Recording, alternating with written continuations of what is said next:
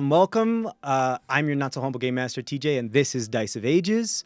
CrestVahllen presenting the Baker's Dozen. We're gonna get right into it. Last time we talked about the court. Now that you guys are in the Bay of Piety, we kind of move forward a little bit. Just kind of glossing over what would happen after you got into the Bay of Piety, because for good reason, because what we're going to do is we're going to fast forward right into the court. And the reason why is because some of the mechanics of the court have to do with using things called scheme tokens for flashbacks and out of court actions and things like that. And so the time that is going to be, you getting situated in the capital of Namung is going to be kind of simulated in other parts of the mechanics of the court case. So I will do the recap of what happened last time real quick, and then we will get into it. So here we go. On the deck of the Sutomaburo, Nakano catalogs forbidden knowledge from her dreams, causing a scoop's arm to become dismembered and form a rushing wave of stone eldritch hands. Masheni fires a volley of poisoned arrows into the swarm before cryptically warning the others against the use of force-based assaults, as it causes a mitosis effect on the attacking appendages. Nakano's spidery legs flail, flicking the hands that grope for purchase on her torso, while Tamrin's hastily summoned shield deflects writhing tendrils that emerge from under the fingernails of the crawling palms. Wresting her new scythe from the deck to slash at the swarming creatures climbing inexorably up her carapace, Nakano launches herself over the ship railing, falling out of sight into the watery depths below. Magic surges through Tamrin as he leaps into the waves, reaching out to his quickly sinking friend, bestowing flight to slow her descent. Engulfing him as one would of their own, Tammy feels himself being pulled deeper by the submerging grip of stony fingers, when suddenly, via the chaos of his magic, the bosun's arm elongates with several enchanted pops. Multiple elbow joints begin forming grotesquely under his scaly skin while he clutches desperately to the descending Nakano. Masheni rushes to the balustrade as a scoop blunders past, falling into the drink, only to discover that treading water with one arm is complicated. Tamrin's dozen-elbowed arm stretches taut, fading into obscurity, gripping the sinking Ibkest and securing the floundering Ascoop. 50 feet deep, stone hands burrowing into her skin and filling her with terror, Nakano finally wriggles free, propelling herself skyward with a momentous surge to alight breathlessly on the deck. The slack in Tammy's lengthened arm proves to be the perfect tethered anchor for the recently dislodged hands. Masheni targets the hand swarm successfully, but the harpoon-wielding crew accidentally pin one of the blue Drakesh's numerous elbows to the hull of the ship. Gracefully swan-diving into the surf, Masheni gathers the sodden firbolg like a lifeguard making a rescue, while a deft phrase of healing prevents the drowning of Mr. Grounder. The waterlogged heroes find themselves buoyed higher by the wake of an approaching ship, their beloved Pawnbringer. Still in pitched crisis management upon the deck of the galleon, Nakano uses Tamrin's limp arm as a whip, snapping all the stone hands airborne as a well-timed cannonball shot from the Pawnbringer careens into the appendages, instantly pulverizing them into rubble.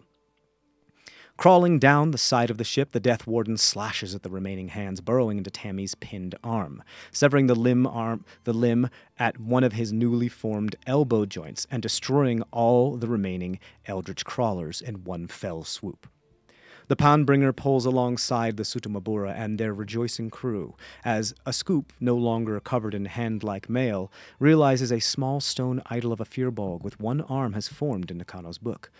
Masheni helpfully offers to graft a new arm in place of the one now hypothetically stored in the statuette. Finally arriving safely in the Bay of Piety, the squad discusses their role as expert character witnesses for the prosecution in the upcoming arbitration against the government of Namung, and the government of the Northern Dynasty, and anxiously prepare for the trials ahead. So, I've got a couple things we're going to talk about here. Does anybody have any questions on that information, or did I get anything wrong? Great. Nope, sounded good. Nakano was scary, super scary with her new powers, just like obliterating these eldritch, creepy hands. Got a big old scythe now, too. Yeah. Yeah. And I told you what it does as far as like it's just a +1 glaive that is two-handed, but as a natural 20, rather than doing double the dice, it does triple the dice. Mm-hmm. Yeah. Okay. I believe that's how we did it. So here are the court mechanics. We're going to talk about this, and then we're going to talk about some stuff because we're going to go right into it. So each aspect of the court has a modifier that affects the case DC. Basically, in order to win the case, you, at the very end of all of this, have to beat the case DC. And you do so by, let me just make this bigger. You do so by rolling a collection of D6s that you've collected or won over the course of the case. Actions taken by the party can affect these modifiers, especially out-of-court actions, and we'll cover that in a minute. But basically, things like there's a base DC, and then the accused have a modifier attached to them. The defending attorney has a modifier attached to them. The judge, jury, prosecutor, and then some other probably ancillary things. For example, like BICAM has now been considered as one of like the others here because BICAM has been like helping bankroll a bunch of the information of trying to get people, like if you need witnesses from something and helping you out, and they have connections and the nobles. So she has also kind of weighed in and added a modifier. She has like a modifier of 4, but because you're doing the 2 cases, it's split between 2 for the 2 cases. So what hers does is that her brings it down by 2 for each case. So it's like a negative. So negatives are good. Additive modifiers make the DC higher and therefore harder to beat by the end of like the final decision, the final like, jury coming to a consensus. Mm-hmm. So you want negatives when it comes to these modifiers. And then there's a bunch of others. And then all of that then goes put into a final DC that you then have to beat at the end. You start with no D6s that you can roll to beat this DC. So over the course of it, you have to win things. And just so you know, we're going to talk about this. Each witness/argument that you kind of like deal with during the court case sways the court or jury's public opinion depending on a D6 contest. So there's like there's D6 contests and then there's overarching case D6s. So there's like witness argument D6 contests, and then whoever wins those gains a D6 for the whole case. So the party gains a D6 to use in witness argument D6 contests is by presenting valid evidence, utilizing persuasive oration, citing law, like just a bunch of things. You can do anything you like as long as you think it's going to further your case. Okay. And then I will have you do ability checks. You might be able to use some of your other abilities or spells or what have you that you think are applicable. They play a role in gaining this D6 or not. And then you will while doing those things, if I say, okay, that was a really persuasive oration you did, I'm going to say that you did a good job. You won some ability checks. You get a D6 towards this argument. And then once we wrap up the argument, the opposition. Remember how I said the defending attorney, the opposition, because in this case it's the defense and you're the prosecution. They have a modifier as an aspect of the court. Their modifier for the aspect of the court is also how many D6s they roll for each of their witness/argument contests, because you're competing with them.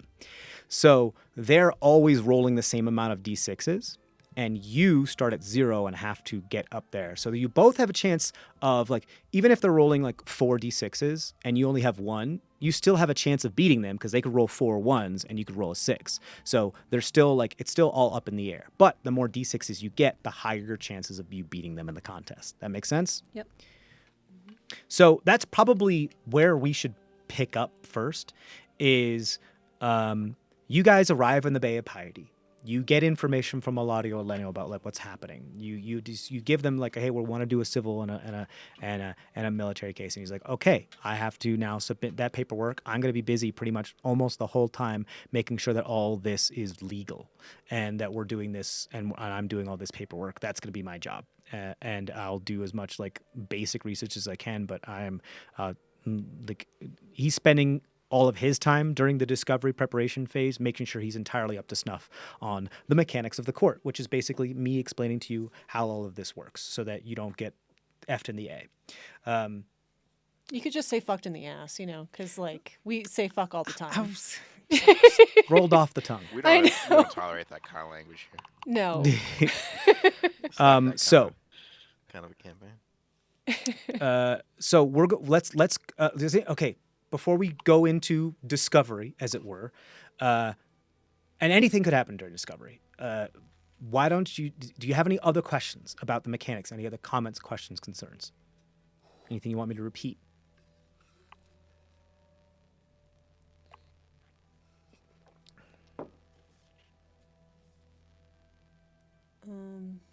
I don't think so. Okay, cool.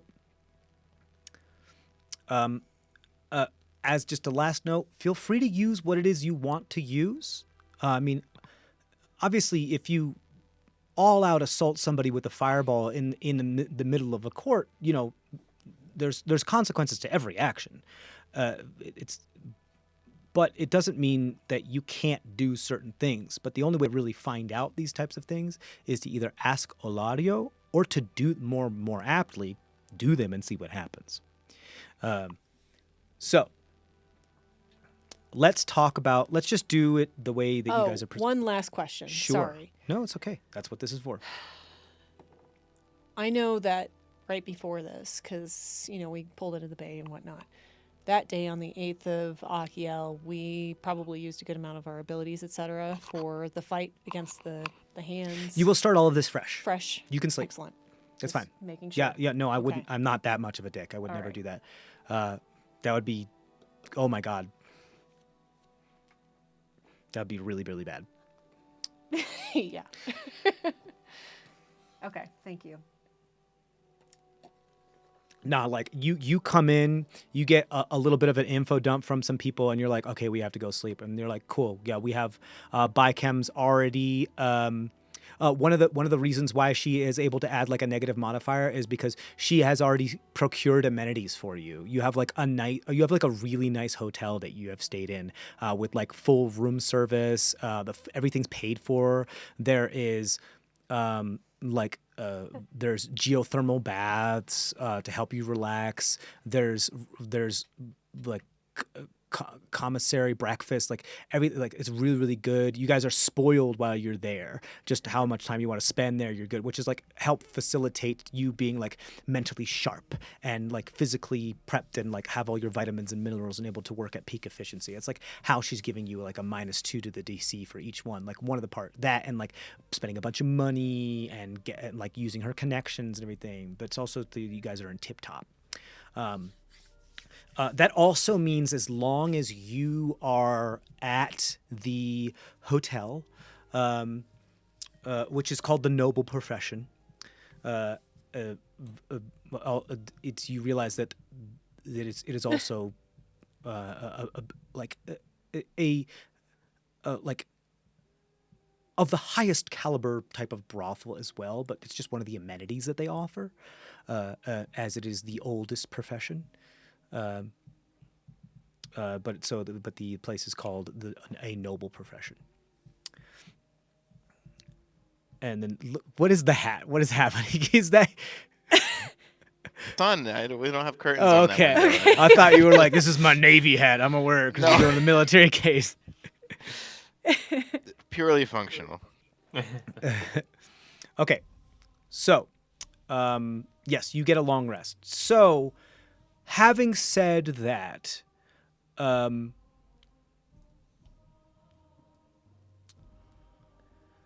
you have the option of bypassing your discovery phase in order to gain extra scheme tokens to wait for the case. What that will do is almost certainly assure that these cases could be happening simultaneously. Now, we won't run them simultaneously, but because that would be too much of a headache for all of us. But things like out of court actions could have difficulties and hurdles from people who are incentivized to, or like that want to have you not win, like from both places. So there could be twice as many difficulties. And you could be spreading thin. And be like, what that will guarantee mechanically is that at the very least, each of your cases is going to be minus one person. They won't even be able to be out of court because they're in the other court. Mm-hmm. And you have to decide which one of you that is. At least one person. Okay. And we can just run it that way. As far as keeping consistent as to like who that person is and all the other cases, and I'm just like, it's a little bit much.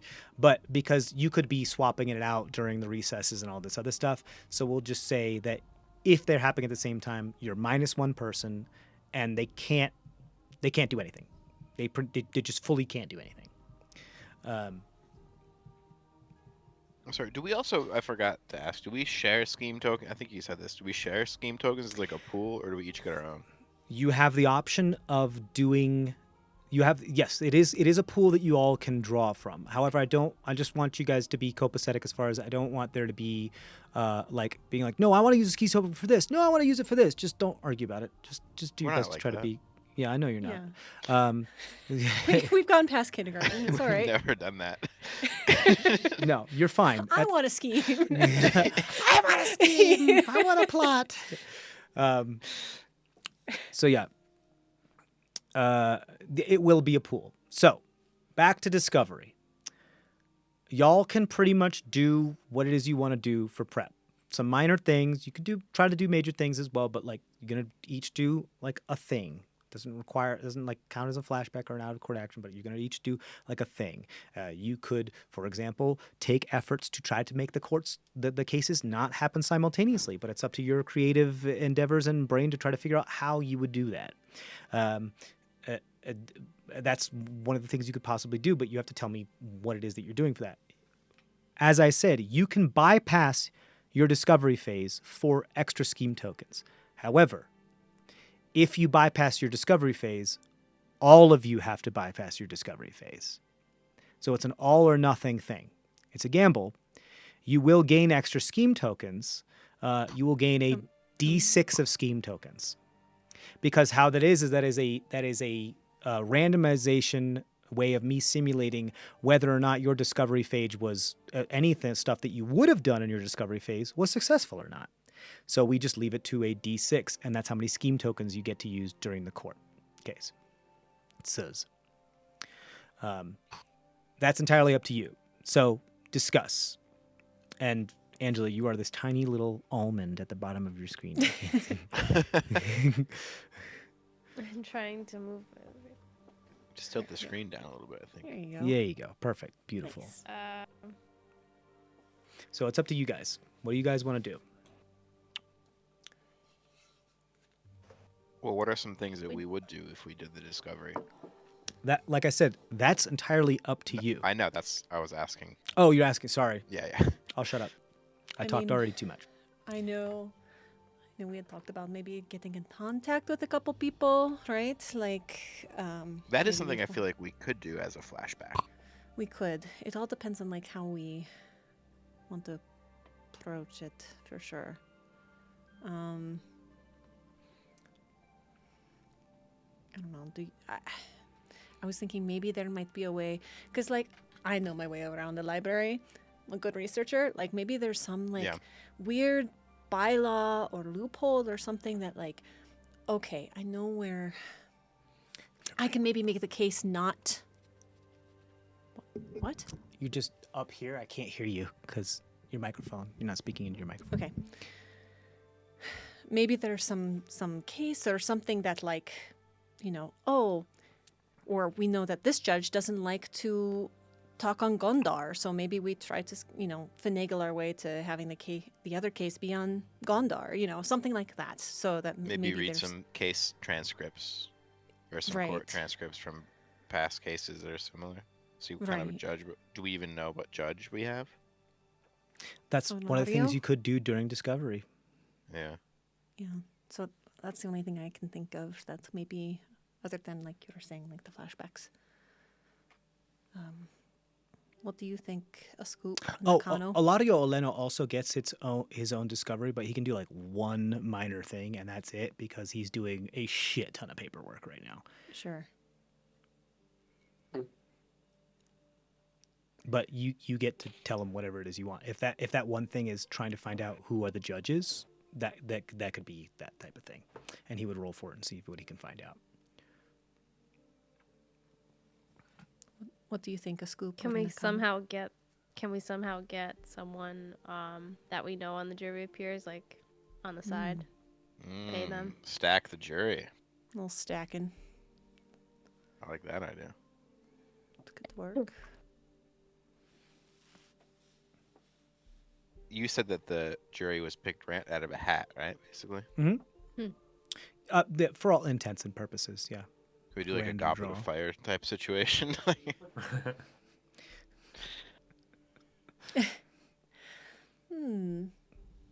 Maybe. Interesting. You could try. How would you do it? Well, we'd have to learn about where they do it and how they do it. Exactly. Yeah. The thing that I still would kind of like to maybe do is find out where all the paralegals and DAs hang out and try to seduce some knowledge out of them. A little dress up. Yeah. Explore the town. Yeah. Mm-hmm. I bet they probably do it at this inn, right? The noble Basi- profession.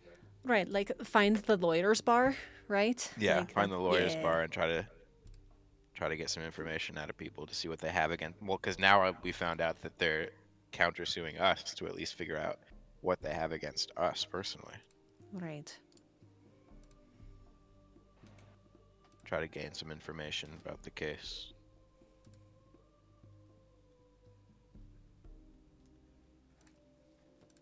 Sure, I feel like that wouldn't really work as a flashback because Right. it's So just if you- gathering information. It's not like not information to use against them. It's just to know how to prepare. Yeah. You can also, like, if it's a more protracted endeavor, like, all work on certain parts of that thing.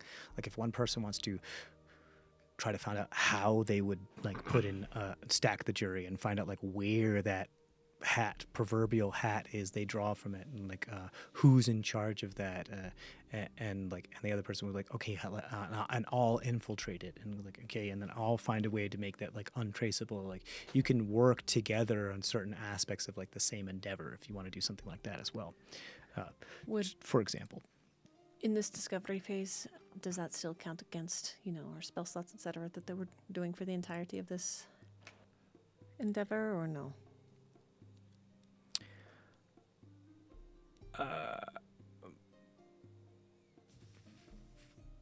it would, yeah, like, you would use each of your discovery phases in like tandem. No, I mean, like, does it count? I'm sorry, I'm not understanding your question fully. Are we starting now with keeping track of our spell slots and abilities, or is it once the trial begins itself, not this discovery phase? I would say the discovery phase is going to be separate. Okay. I would say, and honestly, I'm not really keeping track of shit unless it's something like, oh yeah, you can only use that once. But yeah, no, this is like So we're gonna go to sleep again before the trial. Correct, Okay. correct. Great. Cool. Yes. Okay. That helps. I mean, Sean, I'm getting just a little of echo from Angela's mic whenever you talk, just a little bit. Sure. Sorry.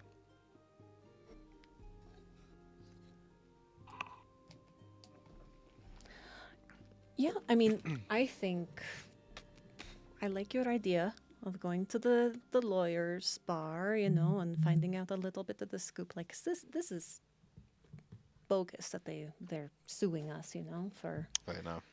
us. Should have seen that coming.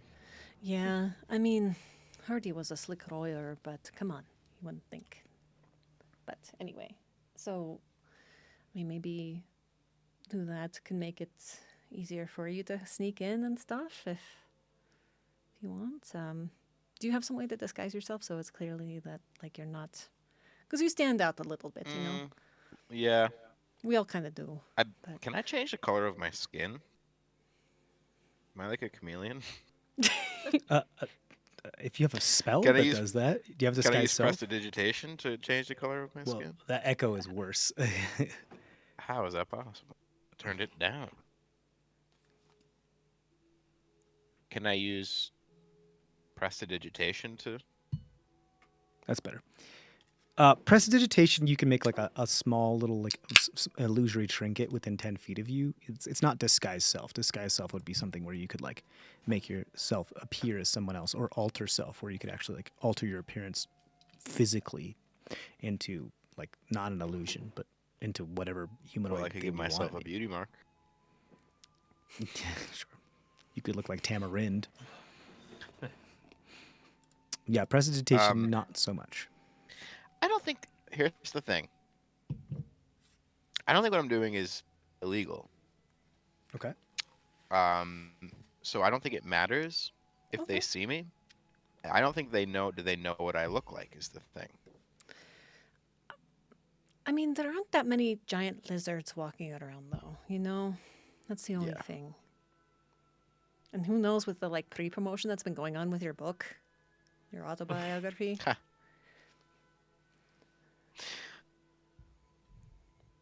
Don't we have a disguise kit? I thought, yeah, or like the comb or the lotus or whatever that we got from the Watcher. Did you give it to right? Hurt because you had like disguised her at one point to like not look like a goblin or something like that? Hey, Hurt, get over here. I mean, you could also like procure a disguise kit here. It's no big deal. It's Okay. fine. I think I'd probably want to try to do that. Okay, cool. So, Just borrow one of Bikem's wigs. Yeah. are you guys like Bicam could also just like anything like, you know, like not stupid expensive and like mundane Bicam can like help you like get. Yeah, It's not- actually, no I'll big just deal. go to Bicam and she can fix me up. Oh, yes, you would like a makeover. Mm. Whoa. Yes, I want to not look like myself. I'd like to look. Oh, don't be all, my dear. I'd like to look somewhat androgynous, leaning feminine. Oh, like to have Because I the don't flavor know, of I a don't know different what people are going to be into, and I stew, feel eh? like that's a fairly universally attractive thing. So some Universally attractive attractive as you is can my make me to- specialty. yes, there you go. As you can see by my attire. Of course. It's like, I will leave I you in can the see best that. hands of my own coterie of individuals who get me prepped day by day. Just take good care of them as they exit, and just out of the shadows, just come. Oh, yes. This individual, like three butler. butlers that look exactly the same, and they're like, sit down, please. And all of a sudden, like all the lights just go down in the current room you're in the hotel. And it's like Yeah. very interrogative, where there's like just one light on you and you can barely see these individuals.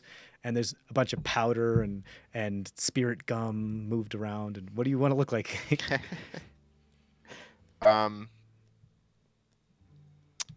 I suppose sort of like me, different color, slightly more feminine features. Lots of silk. Lots of hair. Maybe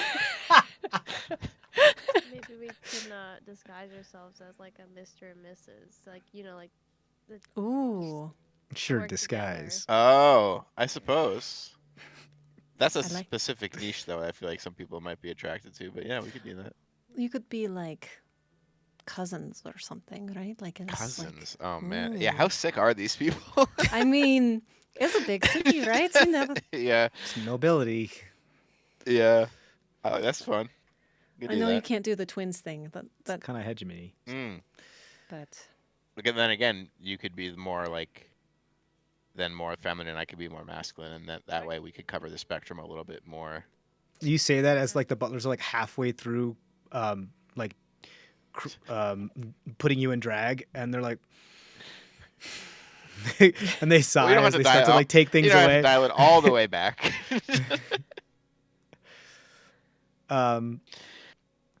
Yeah, I mean, you tell me what it is. You there's silk, there's hair, there's like a big beehive that you guys are like a hair beehive. There's wanna do flowing that? silks to hide most of the body. I want black hair. You want black hair? I want blonde hair. Oh, wait a second. Do you want it to go? I mean, it's a type, but you kind of have the stuff already for it. Do you have any whip or anything like that? Or I know you've got ropes. Like if you wanted to do like the BDSM mama or something, you know, like some people might be interested Yeah. in. Tamara's a little bit too excited about that. Wait. You were excited about that. Like in a split second, the I'll butlers never say. procure some leathers, and like some ringed leathers and harnesses. There's some collars and leashes also presented. Oh my god. I mean, isn't the point to not have our eyes drawn to us?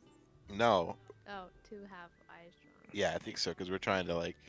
Nakano's hair is straightened and dyed with ink to be like black and straight.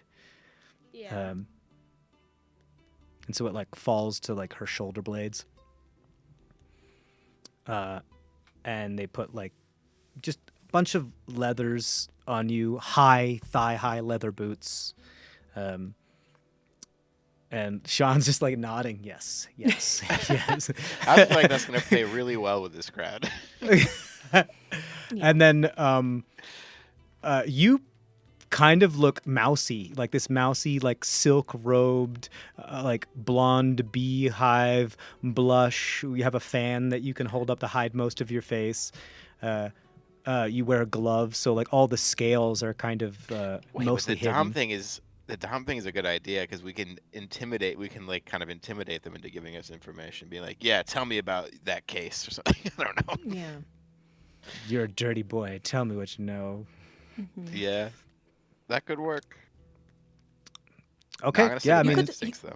You could also be like, Mama tells you to drink, and you drink like they make them drink like the truth serum type thing, or like something. That we makes them have to really- move this Okay, forward. I'm sorry. Let's get in you there. have you have to decide what's happening here. Miss Sheni would help in that All right, so faculty, the at least, consensus giving, is that you like, guys Yeah, are yeah. using your discovery phase, correct? Yes. Yeah. All right. So, yes. So In more Machete ways wants. than one. Exactly. That's what I was thinking too. Okay, perfect.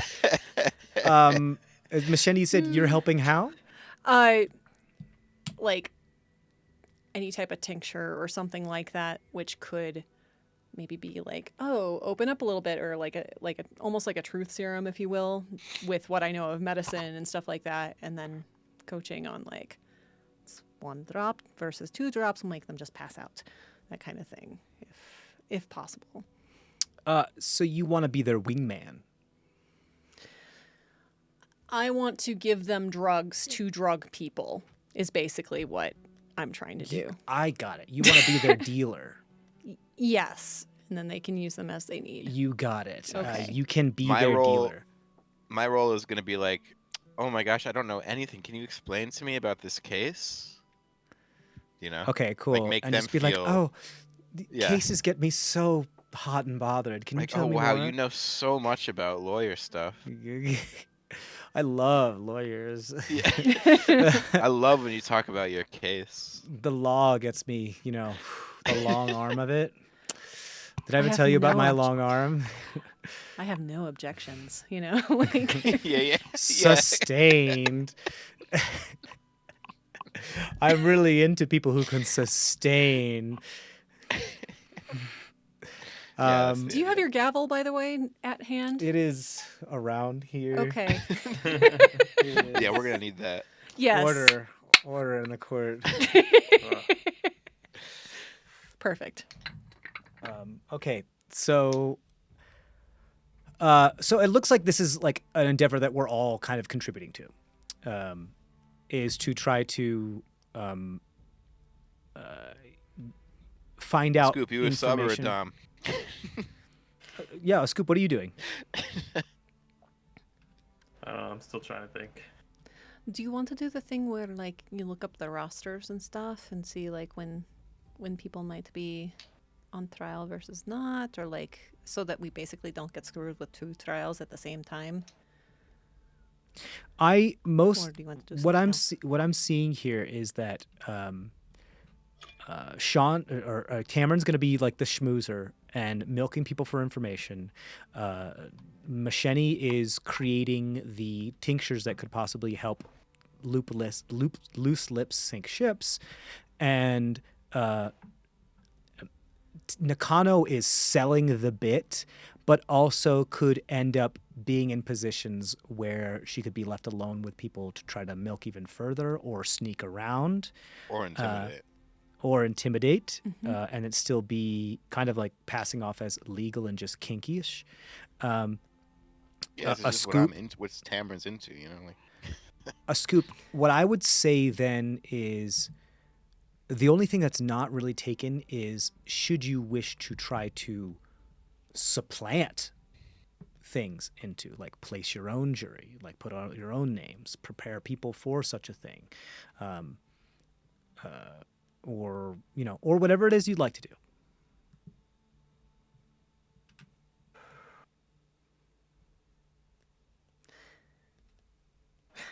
You could make a bunch of really good bread and like sway the jury our way a little bit if you wanted to. Bread, Sorry, bread. that was just what came to my mind, 'cause I know you've gone through that training a little bit. But it's really do good whatever you want, alliteration, man. too. Yeah. Well, here about let's run the scene, and then a Scoop whenever you want to jump in, or you want to do, or you decided you want to do something else, you let me know. Okay.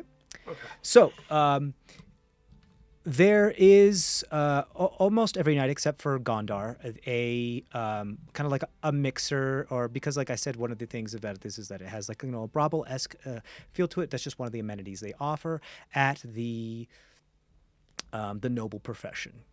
And your attempt is to just kind of like show up at one of these mixers. It was karaoke night last night, so there's people still reeling from it.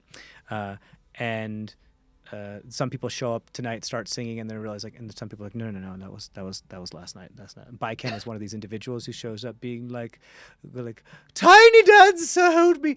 Oh, I'm sorry. Did I read the calendar wrong? Would you like to hear me sing anyway? She gets up on the stage and just starts singing anyway, and people are just like, the band just like, okay, I guess this is what we're doing. And so you guys are rubbing shoulders. There's a lot of people here.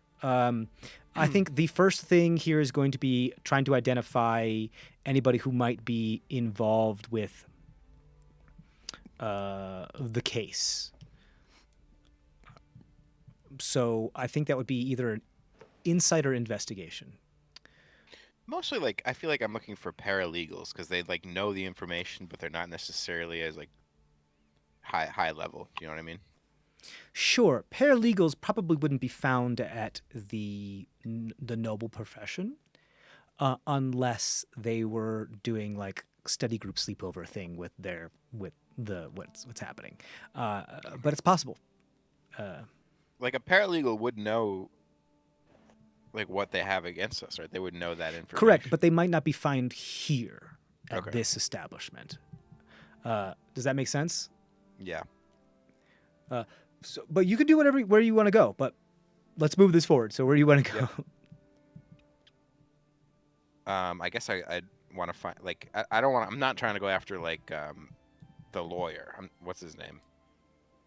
Triple Like, I feel B. like that's too big. I'm looking for smaller fish. Something else. Yeah. People who might be a little bit more easily, less experienced and more easily. Bellaria Barato Bengano. Yeah, Triple B. Yeah. Like Chef Boyardee might be a little bit too hard to go after. I'm looking for somebody that's like a little bit more like, you know, a little bit more easy to sway that might still have the information. Cool. And also who would be less dangerous if it was found out that what we were doing. That makes sense? Cool. What is your intent? To get information about our case. What information specifically? What are they using against us? Like, what do they have Okay. Not just against Baker's Dozen, but against. against You are for the whole sufficiently case? disguised to not look as. Also, nobody knows as of yet what you look like, except for some people that have been coached into being like, "Hey, this is who we're charging things against." Yeah, I would say, why don't you and Nakano both roll a just straight charisma check?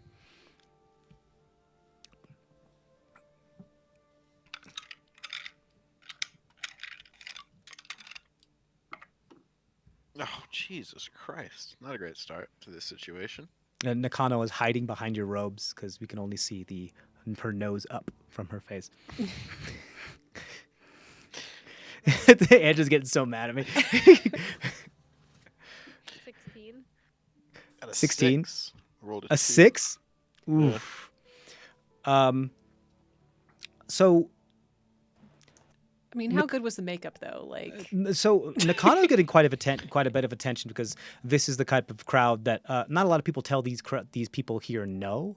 So seeing somebody that looks like a bit of a dominatrix that would say beg, kneel. Yeah, makes sense. I'll tell you no, you do what I want. Nakano's getting quite a bit of attention. You're, as the mousy individual, you're a dime a dozen. They're used to this. Like, yeah, I've seen it. However androgynous you may be, like you're being pretty much like, people aren't even acknowledging your existence, which could be good or bad depending on how you want to roll this. There is a few individuals, rather than like fully role playing, that there's a few individuals that come up to you that just start kind of like seem well dressed, and you kind of you start small talk and like schmoozing a little bit and just kind of satisfying their fancy as far as like flirting them and milking them for information. And they're like, oh, the bustle is always all over about how this new court case is happening, and I just can't wait to see how these large things like flop and waver on a fish, because it's been a while since we had some entertainment. I hear that there's some pirates on trial, which is very, very interesting. We haven't had pirates on trial since Shilong proclaimed themselves as a sovereign nation between the two dynasties. We thought it was the end because legal things get in the way, but it's good to see that it's back. Wow, I find pirates so fascinating. Oh, I've heard hello, who of are some you? pirate groups. Anyway, which there's pirate some group is really on- cool pirates about. You just get talked over consistently. Wait, I want to know what the pirates are. I'd love to know who the name of these pirates. Just pulling on their. Can we get a Virgin Bloody Mary for this obviously lost individual?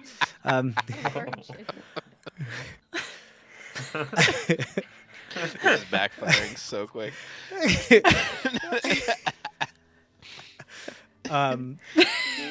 And so, yeah, is there anything you want to like, Nakano, it's up to you. How do you want to steer this conversation?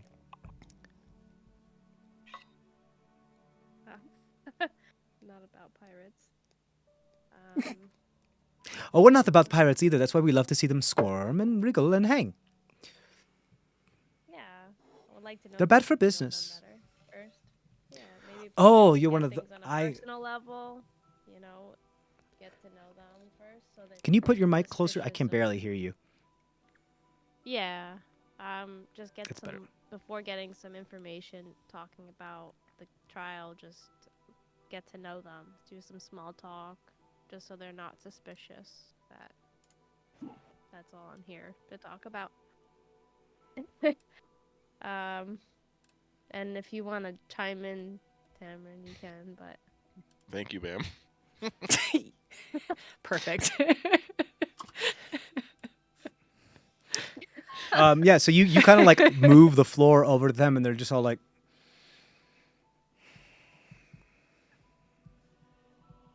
well, as they all Where look you at you, Tamron. And me? Yeah, because they said, well, I'm going to give the floor over to them, and they were listening to Nakano, and Nakano gave you the floor. So we're all like, well, Oh shit. um, I'm just gonna be like really forward, and just come out with it, and just be like, "Who's the lucky man that wants to take me home tonight?" Oh. Just gonna write out to it. Nakano's like, oh. I'm just gonna pray. I want to pray on like an individual. I just want to find the one person who's into it, pray on them, and just go for it. Okay. You see them all kind of like look at each other with concern, and then they look at you, Nakano, and you're like kind of biting your nails, like, "Ugh."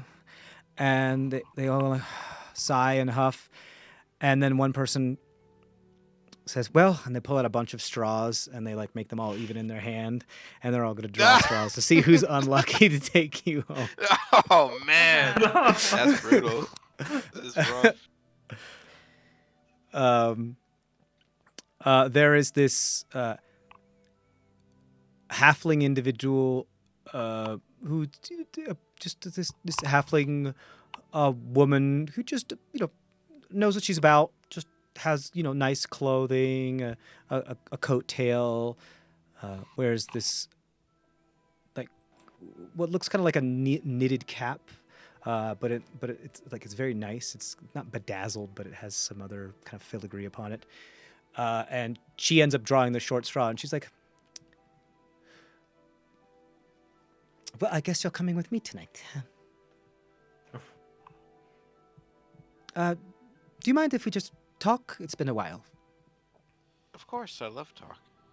Sure. You look like you're dressed so well. You look like you're probably the best lawyer here. Am I right? Well, I mean, I have just recently passed my bar exam, so I've been willing to trying to find good cases to try to do some dissertation work on. I'd prefer to be non-practicing and more of theory. But this is supposed to be very, very interesting, a first for a few things because, there's supposed to be some actual cabinet officials in attendance. Really? That's Yes, so... How scandalous? supposedly which cabinet Vodo- officials? Well, you didn't hear it from me, but supposedly Vodomo Vorador Dude is supposed to be here in the crowd, watching. Not here in an official capacity, but and also the Daifon themselves has been summoned specifically because of this military case. So it is probably one of the few instances of which two related cases have been called upon for two cabinet members of the dynast, which is So interesting. fascinating. It doesn't Why do you seem. think It seems that like a is? run-of-the-mill. I don't know. That's why I'm What's here. your opinion? But what's your opinion? You look like somebody who has a lot of opinion. Well, Strong, powerful opinions. If I had to take a gander, I would say, do you want to... They're completely flustered at this point and can distracted. As the way that I was going to help both Sure. Nakano and You want to roofie Tammy, this individual? I'm dressed up in like almost a belly dancer outfit. Sure. You can't see my face. Yes. It's just as like one of the staff that's there. Yeah. Gerudo Link, you got it. More wine. There you go. Okay. Oh, for you. Oh, mistress told me you can't have any more, but you can have a little bit more. There you go. And then like just basic roofie all of the people that are in attendance with the truth sure. serum. Why don't you go ahead and roll a stealth check for me, or a sleight of hand, either one. Okay. Are you fucking kidding me? That's a nat 1 for a We're going to 10 jail. stealth. I know. For a 10 stealth though. You pour your first drink, which is probably to try to sell the bit to like Tamrin or Nakano, and someone like one of the bartenders or the staff was like, do I know you? You just don't remember me. It's okay. No. My job is to remember people. I don't think I know you. Okay, so I'm the second cousin of the roommate of the boyfriend of this individual over here, and I just point to. Got it. We got another clingers on. Excuse me, security. Can we get the security over here? We got another clingers on. Oh. Yes, second cousin's best roommate gets that whole story. You can see yourself outside. Goodbye. But I can. Goodbye. But I can There's dance people, really like, pick you well. up. Look at. And you jingle your way out the door. You didn't get Can I arrested. try? You just got thrown out. Does she go past me? Can I try to sleight of hand? No, but your drink is some spiked. of the- Oh, good. Okay. I know that too. Yours is the only drink that's Yeah, spiked. because I would have. Yeah. I would have Okay. told you beforehand that this. Can I also- this stupid. If she plan. goes by me, can I also try to sleight of hand some of the drugs out of? Sure. Yeah, why not? Go ahead. Roll sleight of hand. You I got feel kicked like I out should too. do that. Can you If Um, if Nakano wants to do it instead, that you could do that instead. Yeah, that makes more sense. one of your appendages, just like. But also, this is probably really distracting, right? Is it like crazy? Can I try to pour my drink into her cup while this is Sure. happening? I'll say you can do a sleight of Um, hand check at advantage in order to do that. What for me it would still be sleight of hand. Yes, I would say yes, because you're trying to pretty much pickpocket. Oh, I rolled machete. a 1 and a 19. It's the spread. 14. 14. Okay. And what did you get total, Sean, for Dirty 20. dirty 20? Add a D4 to that, Nakano. I'm using one of my spells on the way out.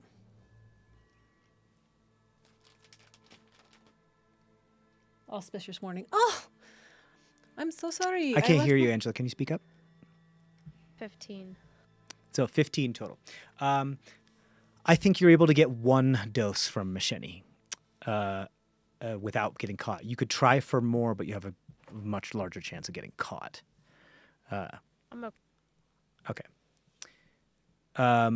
You're able to, Tamron, you're able to switch drinks inconspicuously while they're like kind of like looking away and blushing. You're able to just switch the drinks, iocane powder style, and you continue the conversation. They become far more pliable. Pretty much any roll that you're going to do with them, especially charisma rolls, are going to be at advantage now because they are far more pliable. You get the information that Farad or Dude could possibly be in attendance, and that the Daifon themselves could also be in attendance. If you remember correctly, the Daifon is Khoten Yatla, the one that's in charge of the Ryomi. It would make sense that they would show up to the military case because of implications. I would say you can attempt to, rather than continuing to RP this case for the sake of time, you can attempt to gain 2 other pieces of information, and we'll have you roll for them. Okay. What are they? They're countersuing the baker's dozen, but like what for? See, this person's like, well, I mean, there was the pirates that engaged in things that were not of the nation, so it's technically, you know, the violation of sovereign, you know, law and pirating, which is a big cause, and the interfering in military actions, and so it's pretty much just all around just for being pirates. And the fact that they also are, I hear there's probably also something that they're trying to do. There's a good case for them to try to pull out if they so wish. A type of case for, like, not necessarily treason, but kind of treason, inciting like riots, malcontent, coup, those types of things.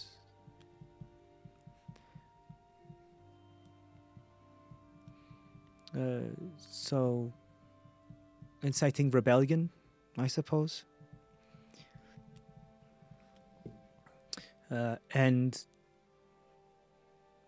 I would say that they had best be careful because any type of aggressive stuff that they show would just prove the case against them.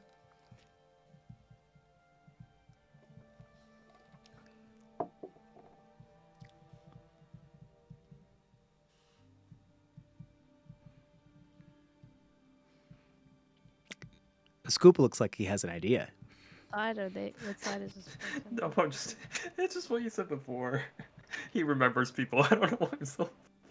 I don't know why that's so funny. Maybe we can see what side the person's on. Well, they're on the defense.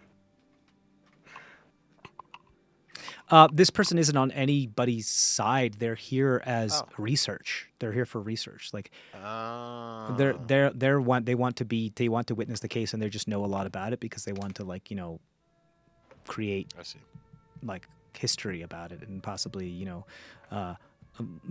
although someone who's legally trained write a book about the case. You know what I mean?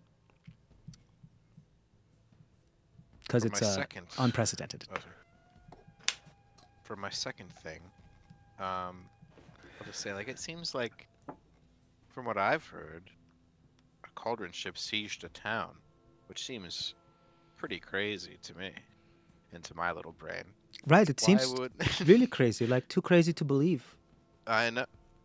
So, they're saying that it never happened?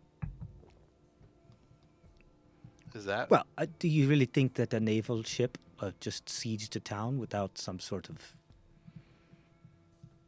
provocation? Well, what about the evidence that they did? Evidence? Okay. That's kind of all I need to know.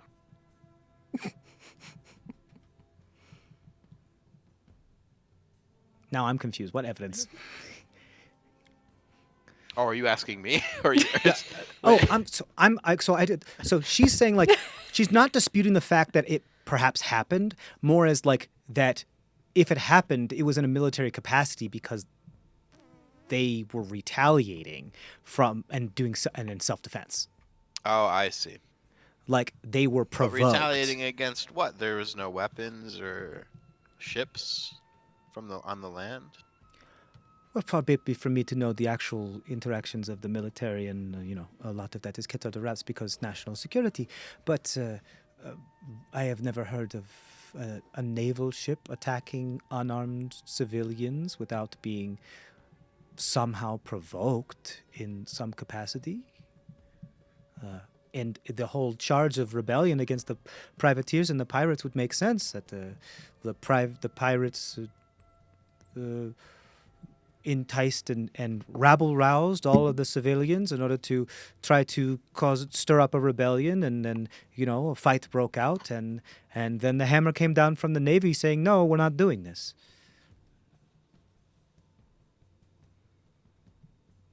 So it goes back to the pirates again. Well, that's what I would guess. They are notoriously a very aggressive bunch. With Tamara's having a And hard time kinda not like- sweating. Your makeup's starting to peel Yeah, to run a little bit. Oh, yeah. with my ability to read lips, am I able to get the majority of the what everyone's talking about, or is it all Yes. separate things? Awesome. Tamron, what I will say is because of all this information that you said, I want you to roll 2 persuasion checks for me. If you get over 20 on either of them, you can get a scheme token per each one for the case, as you're mining a lot of good information here. Nakano, you still have that 1 dose, and you're keeping everybody pretty occupied. And yes, Scoop, I will say go ahead and roll a perception check at advantage for me. I got 1 scheme token. Hell Okay. yeah. So you guys can add a scheme token, and then 2 because we're gonna roll insight at the end of this, and you're gonna add that to that's gonna be all of your total scheme tokens. What'd you get, Scoop? 19. 19. You get most of the information that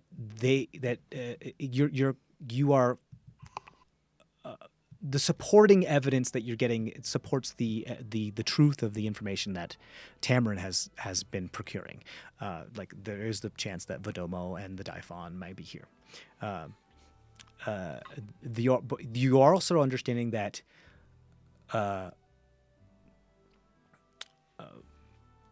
Bingano has a amazing track record and has a habit of not just winning, but also doing character assassinations to the point where the people who are against him get arrested for other things other than what the case has to do with. So not only do they lose the case, but they also end up in prison after it for other things, because like they dig up a lot of dirt. They are a dirt digger. They are really good at finding things out about people's past that you don't want to be known about, which gives you which at the very least lets you know that should you have any sordid past or sordid histories, there is a chance that that stuff could come up even if nobody else knows about it. This person has a lot of good resources to try to find out information.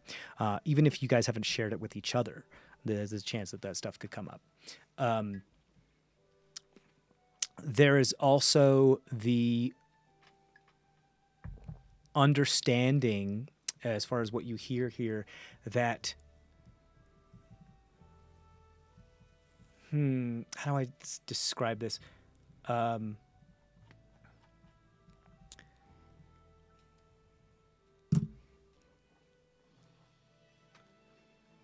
The opinion of the nobility to not want to let go of the ancestral lands of the Tananawi ancestral lands is probably more rooted in propaganda than it is in actual them caring about the fucking lands. It's more about saying, it's more like along this lines of like than it is like actually a problem. It's like it's a made up problem. Like it would be difficult. Yeah, it would absolutely be difficult, but it's not impossible. Just because there's a lot of people still on developing this land, but most of the lands that the Tananawi claim as ancestral, because they talk about how much lands they have and like where it is and like the yada yada yada, are not inhabited. They're kept as like grazing lands or whatever. Like they haven't been developed, and so it technically wouldn't cost the Northern Dynasty a whole lot, especially it's like the nobles that own stuff here, for that to happen. But the nobles have been like kind of convinced into that would be a really tough thing to do because of laws that have been enacted within the last decade. And these laws that have been enacted within the last decade makes the transference of land a extremely barbed wire, like a barbed transaction for the previous owner. Like they have to pay a ton of taxes, and they have to pay a bunch of things, pretty much saying like if you own land and it makes it more expensive to give stuff away than it does to sell it. Like it meaning like the people who try to give stuff away would actually end up, I mean, of course, selling it, but like it would, rather than trading it to somebody else of like a nobility and in nation, it would make it so fucking expensive to give it away. It's pretty much making charity of land super, super, super difficult. And these are recent laws. And the person who's involved in laws and policy making these types of things, guess who headed this policy change? The Vodomo. The Vodomo. Who is a Tananawi. Who is a Tananawi, who probably knows like intimately the ways of both cultures, and has specifically made it quite difficult for this to happen. Even if it were to happen, could be a very protracted event, and they might not be able to even see their lands for another 2 decades. Like it's a problem. And so a lot of these people are like, why even bother? Why are these people even bothering? It's like by the time all this paperwork and all these cases and everything, even if they win, it's gonna be not owned by the same people, and they'll have to do the case all over again because double jeopardy doesn't exist. And so the Vodomo has legally made it nigh impossible. Well, we're not sure if it's the Bedomo themselves, but the Bedomo did sign off on the policy to, even if you win the case, for them to get their lands back. So realizing that for them to actually get their ancestral homelands back, this law would need to be changed, which is a huge boon for you, actually, because you didn't know this. You could have gone through this entire case, won the case, and not won the lands back. But you realize that there is another thing that's holding you back here. And you also now know that the Vedomo probably has something to do with it. That's what you realize, a scoop. That's starting to, as you're reading all these people's lists.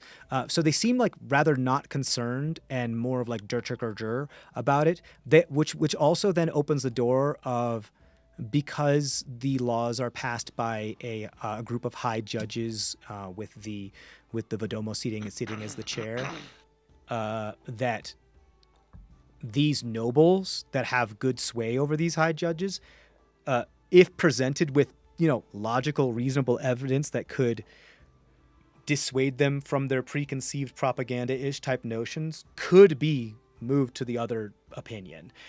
They just have to be shown good evidence, because they believe this thing because they were told this thing, and that's it.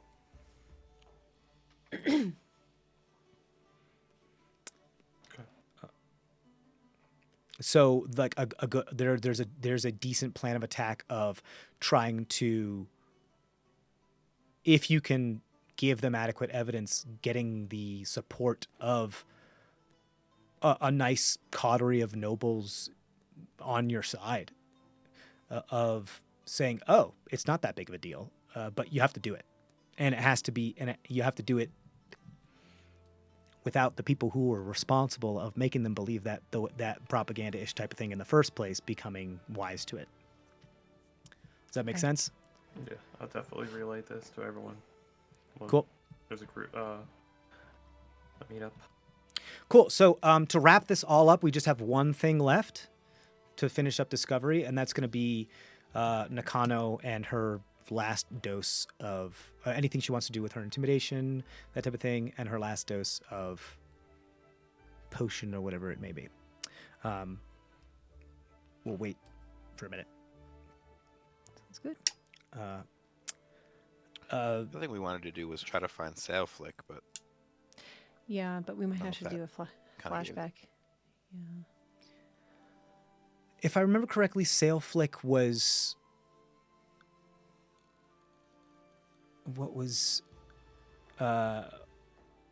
like put it not into protective custody. Was it in protective custody, or were they left at Zoncourt? Yeah, they were left somewhere. But I know Fenmi didn't want to do the trial, I believe. because we have nobody else as witnesses on the boat. On the ship initial, that yeah. was destroyed. You can reach out to Biochem and see if she can do some back channels to try to find Fenmi and Sailflick if you so choose. If that's something you want to do. Yes. Yeah, that's a lot Okay, better cool. than- Yeah, I'll allow a roll for that if you want to. What I'll say is an investigation check. Whoever wants to roll it can. Who's got the best? Who's Probably the most Nakano. investigative? Yeah, Investigative. probably Nakano, but Investigative. Investigative.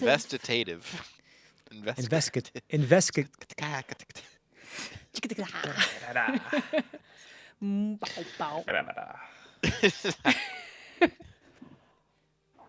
plus- Investigative. I have There it a is. plus Investigate. 5. Investigative.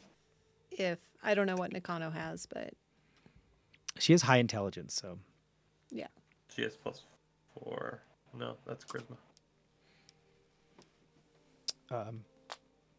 But yeah, so you end this conversation with this individual. They kind of go off and be like, I don't want to make a fool of myself, so I'll leave you. Good night. And they just leave you with a nice shoulder squeeze and go off and do their thing. So Nakano, 2 things to wrap up. It's going to be, you still have your right, sorry, she can't hear me. So 2 things to wrap up, Nakano. You still have your dose, and the group wants you to roll an investigation check to see if you can find Sailflick with the help of Bicam. But see if like you can sift through stuff and so give her correct pointers to try to see if you can find Bicam. You as a fugitive yourself probably have the best type of insight of where they might go to try to avoid the public eye.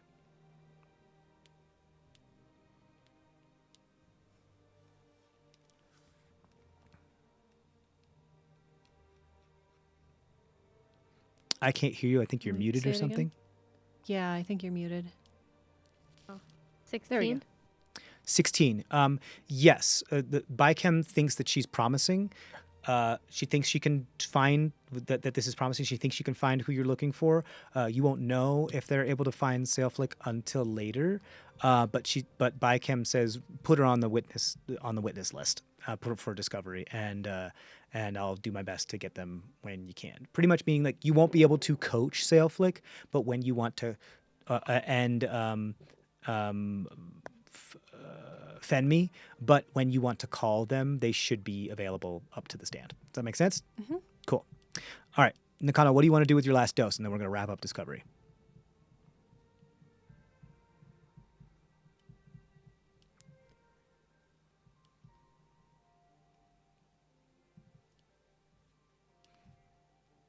Nakano? I'm thinking. Okay. Sorry. I know one dose is not enough with all these followers that you've got right now around you. Yeah. You know what? A Scoop, since you're like doing Overwatch, why don't you go ahead and roll perception? See if you can notice who's here. Natural 20. Holy Shut shit! the fuck up. So what's that a total of? What was the perception? Perception. 25. 25. That'll Sorry, do I it. would be a little bit more excited, but No, it's okay. I'm a little tired. A Scoop. No, you're good. You scan the group, and Timon and Nakano aren't the only ones that are in a visage that isn't truthful.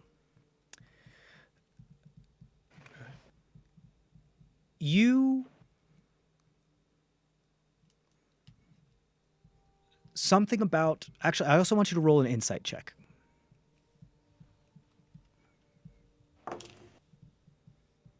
At advantage because of this. Dirty 20. Dirty 20. Okay. You see an individual that's kind of like off in the corner, kind of like listening, engaging in like polite conversation, but also seems to have like a bit of a chin up and a bit of a superiority.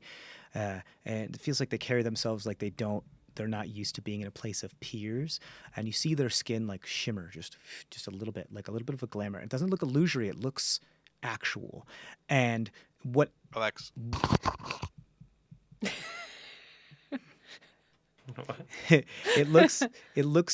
It doesn't look illusory. It looks like biological, and it looks familiar. It looks kind of like familiar to the Seeker that you had seen before. Some of the stuff that you've seen, like the Seeker and Tamarin kind of do together. Some of like the grandma friendly type of thing. This looks like changeling behavior. So this looks like Tinanawi special. Like there's special people of the Tananawi who have like changeling abilities and they can change their form and like biologically become and look like something else. And you have a feeling that that person over there is doing that. And as like it kind of shimmers, you have basic descriptions of what what the two cabinet members that you've been focusing on so much, like the Daifon and the Vodomo, have been like. And something about your gut says this person is a changeling. They're not used to being here. They're someone of very high society, and they're somebody who's used to ordering people around. Like very high society, like some of the highest society. And they're a changeling. And it checks a couple boxes, but there's no way to know for sure. But you notice this silently. Is the Padoma a change? And they're not showing their true form. They look like just like perhaps a human with maybe some very far removed elven ancestry, maybe like an not a halfling, but like an eighth elf, like not a half elf, but like an eighth elf, maybe something like that. I want to like. Mostly human. Are they like facing away or towards? They're not looking at you. They're engaged in polite conversation with somebody else. They're like, perhaps profile you can see, which is why you can see the shimmer. I want to stare daggers at Nakano. Hopefully. Okay. For a few seconds, hopefully. Nakano knows you're there. It's impossible for you to not get her gaze. She checks in on you every once in a while. Okay. Let's hope. And I kind of just do the look with my eyes. Like someone's checking you out, but Okay. towards the. I acknowledged it. Yeah. Yeah, you can grok that for sure. No insight roll required. Like you guys had a plan going into this, so yeah. Nakano, you notice the same thing, and as you start to put a concerted effort into noticing this person as well, you kind of grok the same type of information. That's a changeling of extremely high society who's used to ordering somebody around. Maybe I can go over. You can if you like. Yeah, and I still have some of that stuff that. You have one I got dose. from Jenny. One dose. So. Okay, I'm gonna try it. I'm going to. I'm gonna go walk over. Okay, you walk over. You strut over, more likely. Right. Yeah. Right. Stalk. Yes, she stalks her prey. Death by snoo. Yeah. Just that kind of strut. Yeah, you put strut Eagles- over. Eagle Go ahead. Splendor on Nakano. Do you have to touch her to do that? Yeah. I could Eagle just like Splendor. brush past her. Yeah, if you want to. Just go ahead and roll a stealth check just to not make it obvious that you're casting a spell on her.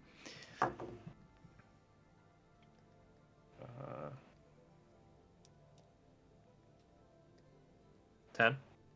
10. I think what it looks... So here's what happens. Nakano, you get to decide what's going to happen here. This person like bumps into you and... Scoop's not good at stealth. So it looks like he's trying to cop a feel on you as he casts this spell. And you turn around instinctually, like ready to fucking deck a dude.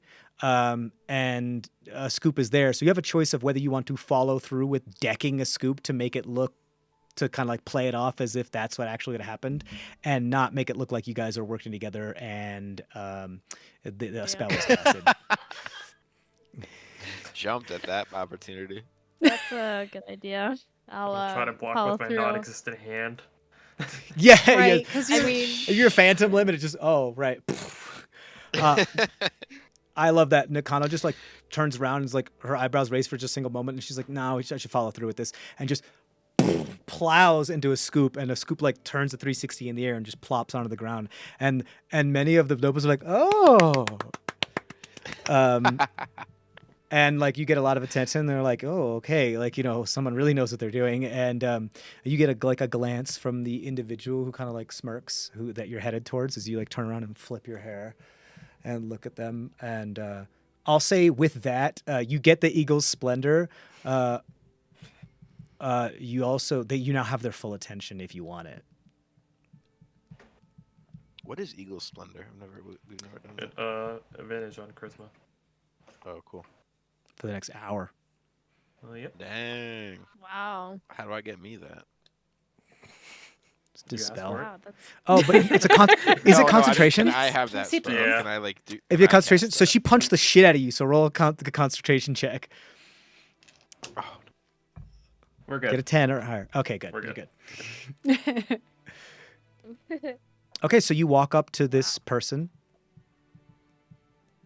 And they look like they're kind of giving you air, like a moment to start the conversation. Do I start? Do they start? They're waiting for you to talk to them. Well, I could say I noticed you looking at me. You're like, yes, quite a few people were looking at you. You have the quite a pain. good right hook. Oh, yeah. Thank you. A lot of. So, what brings you here? Apparently you.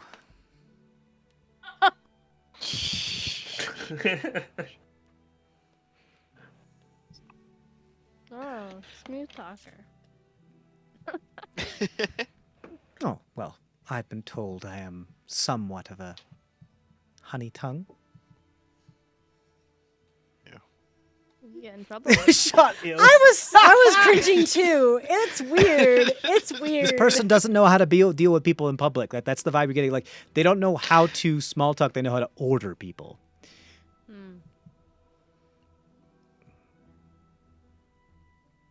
What do you? Maybe I could just like start to try it and convince to have a drink and. Sure. Why don't you just With go ahead me. and roll a persuasion check at advantage because you have the Eagle Splendor as you try to riz this person out. How good's the riz?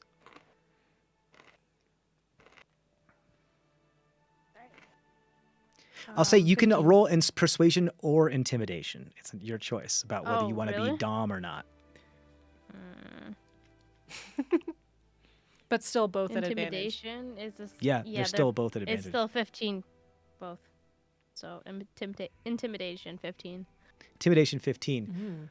Nice. You say something to the effect of,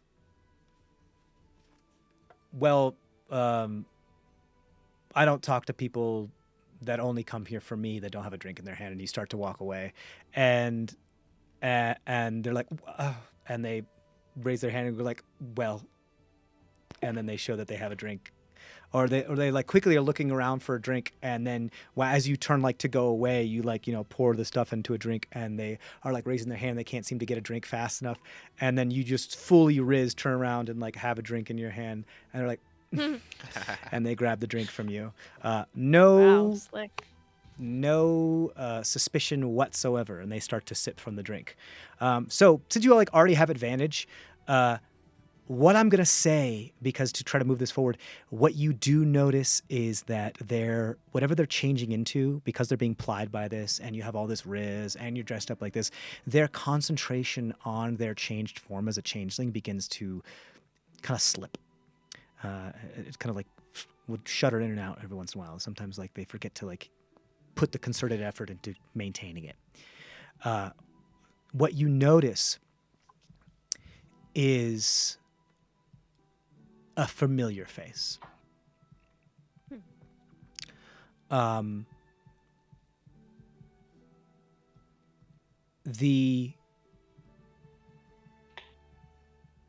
not like immediately familiar. You notice, but it has like features, like a relative would be like this. You look a lot like your sister. You look like your brother, or like you look like their son. And what you see is like features of honoria in this like dropped visage of this individual, but it's so obviously like Tinanawi.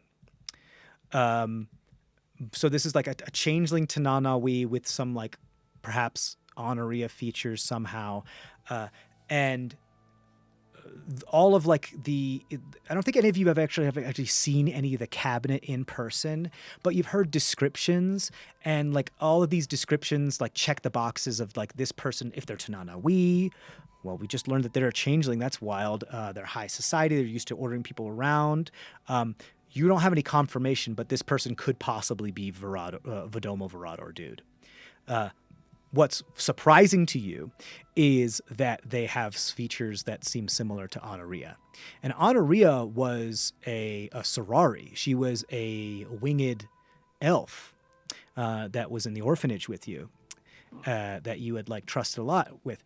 And to have someone that looks similar to that is strange, So I want you to roll one last insight check, and we're gonna wrap it up on this, and then you'll get the answer to literally the next thing that's gonna happen, because I want to kind of wrap this up, because at some point this person's going to realize that they are not of all of their faculties quite quickly, and they're gonna make a hasty exit gracefully. So you get like one piece of like, you pretty much get to ask the DM any fucking question. But first we're gonna have you roll insight real quick. 23. Yeah. This look that has these honoria features is also another visage, a false Oh, visage shit. beneath the like this person has had layers of changeling that they put on in order to protect their actual Yikes. thing is, meaning that if they took on the visage of honoria, they know you are Nakano. They also know Nakano's history, and what would knock Nakano off kilter as far as like her game is to see honoria, which means they know that you were in an orphanage with honoria, that you had a type of like, either friendly or otherwise relationship with honoria, and they knew that who you were and how you were approaching them, and knew what kind of a look to adopt in order to give themselves an advantage in conversation. So although they might not have the riz to do it, they gain a extreme advantage by getting to people's Achilles heel by looking like people that would put them off their game. And it looks like this person is doing it instinctually. They knew this information, but they're so good at changeling that they just automatically adopt something that's going to make the other person not necessarily uncomfortable, but put them in an advantageous position to be able to manipulate them. That's what they do. And they seem to be doing it, meaning that your cover has been blown since the start with this person. They somehow know your history with honoria, and this person, if this person is Virador Dude, which is like has a very, very high chance of being Virador Dude, is extremely good at manipulating people.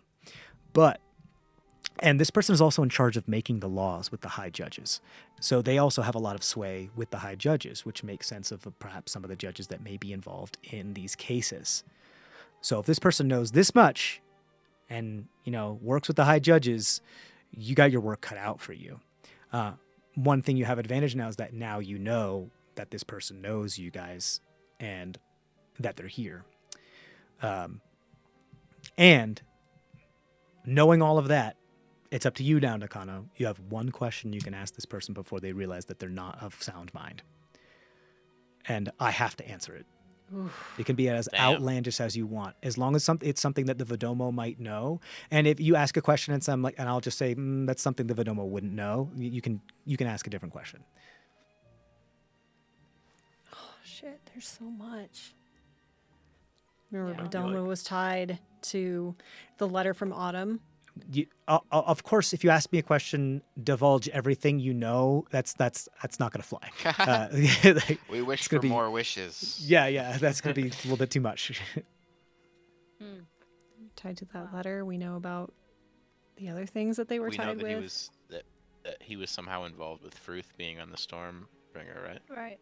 Mhm. One question. Or she was. Vidomo Virador Dude is female. Yeah, she was. Oh.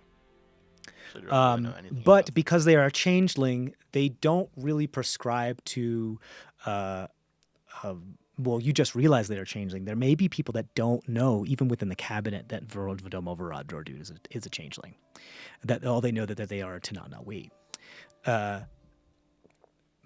But Vidomo, So the she's not personification even of a Vidomo Tanana-wi, she's Virador just Dude. pretending Well, to be to make There herself- are She is. gifted individuals of the Tanana-wi that are changelings. Right, Like right, the right. Seeker. Only Tanana-wi Secret, can I be understand. changelings. Yeah. Correct. Which means who knows how old this person is. Is Yeah. she related to the Seeker? Is she, But the personification that they most likely, as Vidomo Virador Dude, is female. That is the one that they most use. If that is their true form or not, who knows? And they know the judge. So the Vidomo is in charge of day-to-day policy, taxes, and finances of the dynasty, but they are also they also have a coterie a coterie of legal-minded professionals, lawyers, judges, etc. The Zushis send reports and finances and taxes to the Vidomo, but that's like their only interaction with the Vidomo. They just say like, here are the taxes I collected, because they're like master of coin, but they're also like the judicial branch of like in charge of creating new laws. The Vidomo can issue laws with the majority backing from the high judges. The dynast can. The dynast is the only one that appoints these high judges, and the dynast can veto the new law. But if the majority of the high judges and the Vidomo agree, they can override the veto. Kind of like the Supreme Court type of thing. So the Midomo has a lot of sway with the high judges because of how much they work with them, and they pretty much chair that whole branch. We also know of all the council that Lady Masha is on too. And would this person be somebody The that might conclave. be part of it? Correct.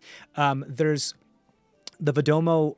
Remember, was also the one that at least was involved with, if it didn't, if not spearheaded.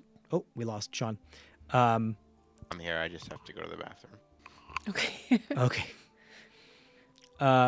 Spearheaded the more recent law within the past decade of making land to be given away, like, or given back, ancestral homelands, to be exceedingly difficult and be legally almost like a kind of like zero-sum futile endeavor.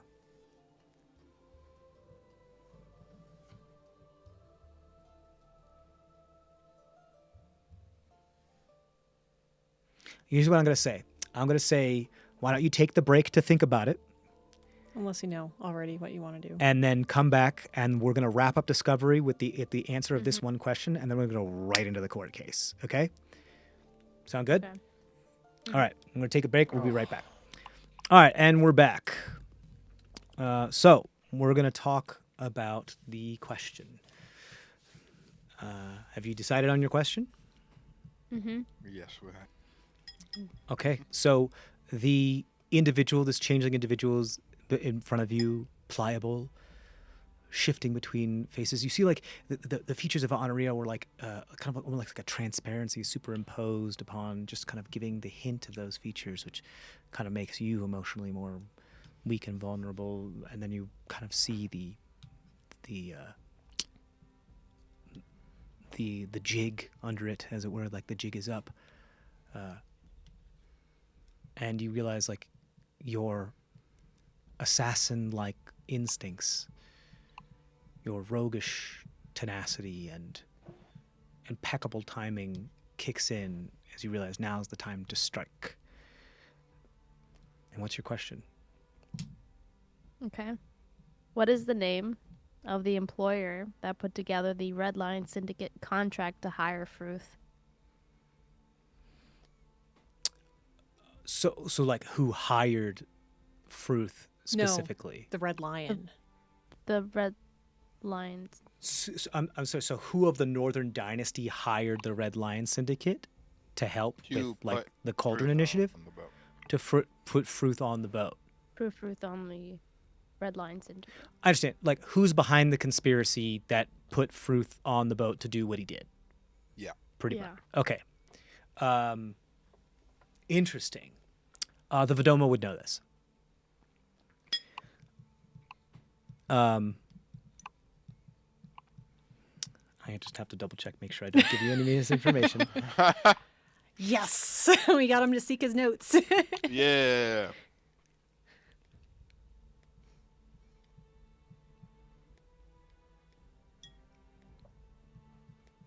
It also means it was a high enough case that the Vidomo, it crossed the Vidomo's desk.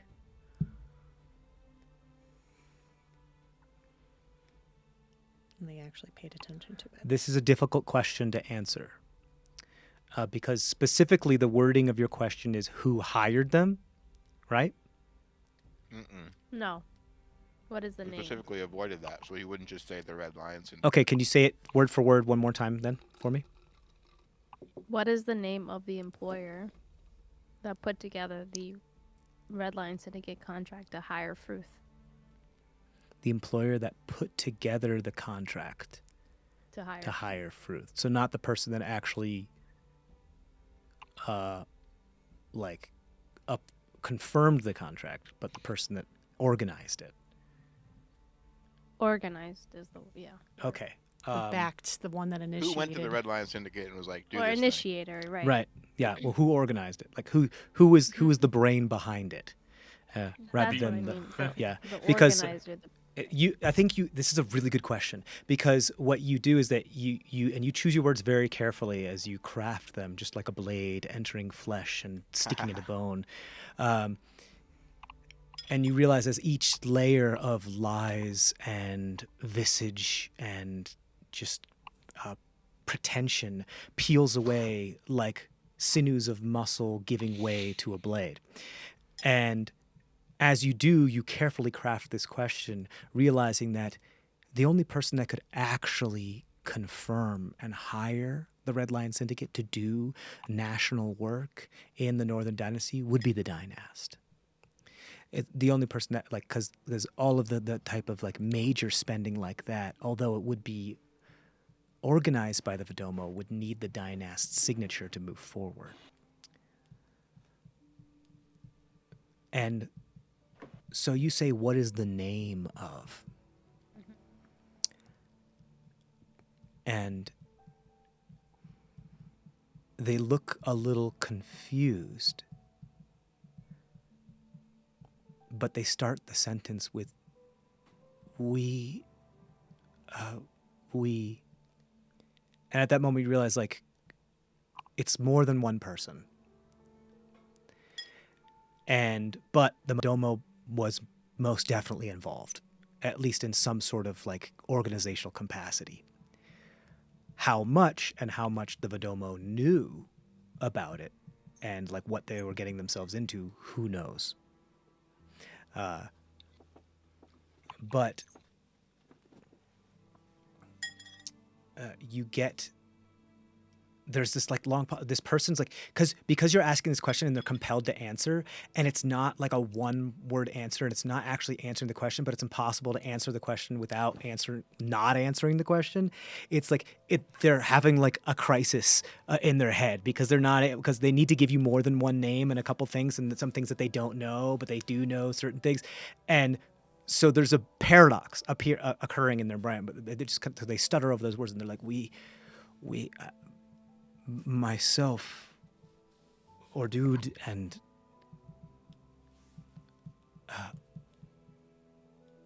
a third party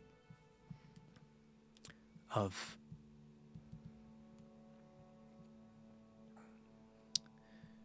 I don't. Nakano, in this moment, you recognize that this individual is struggling for information that they at one point had, but they're trying to grab it. Like there's some sort of a spell affecting this person's memory. There's some sort of enchantment that is causing them to not be able to disclose some type of information, and it's causing them physical pain. However, you have an option here. You can either choose to intimidate and press forward and try to compel this person to break through whatever enchantment is affecting them from being able to not remember this, at possibly at the risk of perhaps not necessarily like brain damaging them, but psychically harming them in a way, or to not press further and therefore not risk more aggressive action.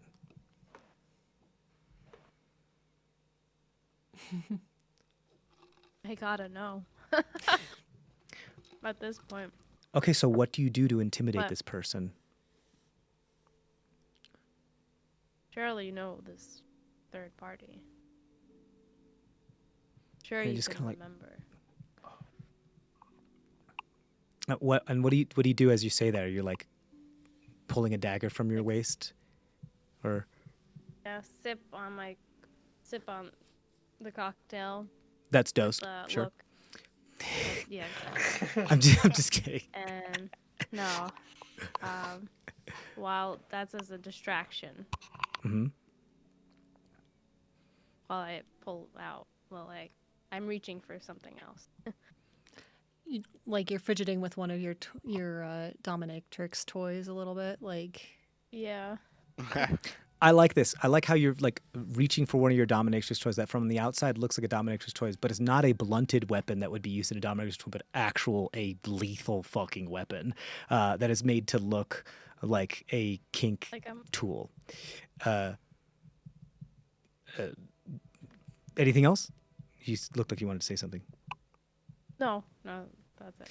And so like the glint of the candlelight in this like dimly lit station glances off, and you shine it into their eyes as they can't help but look at this blade that is now coming out from nowhere, being the small of your back and the leathers that are pressed tight against your skin, and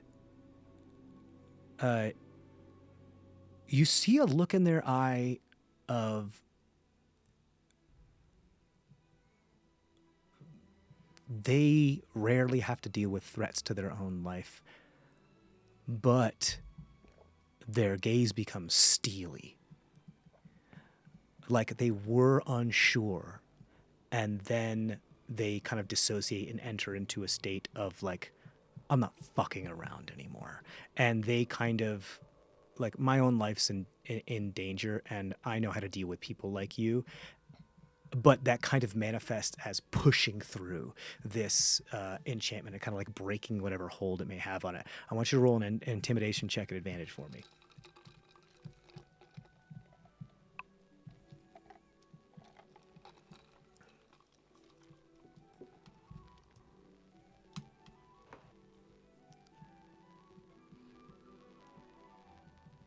$24. 24.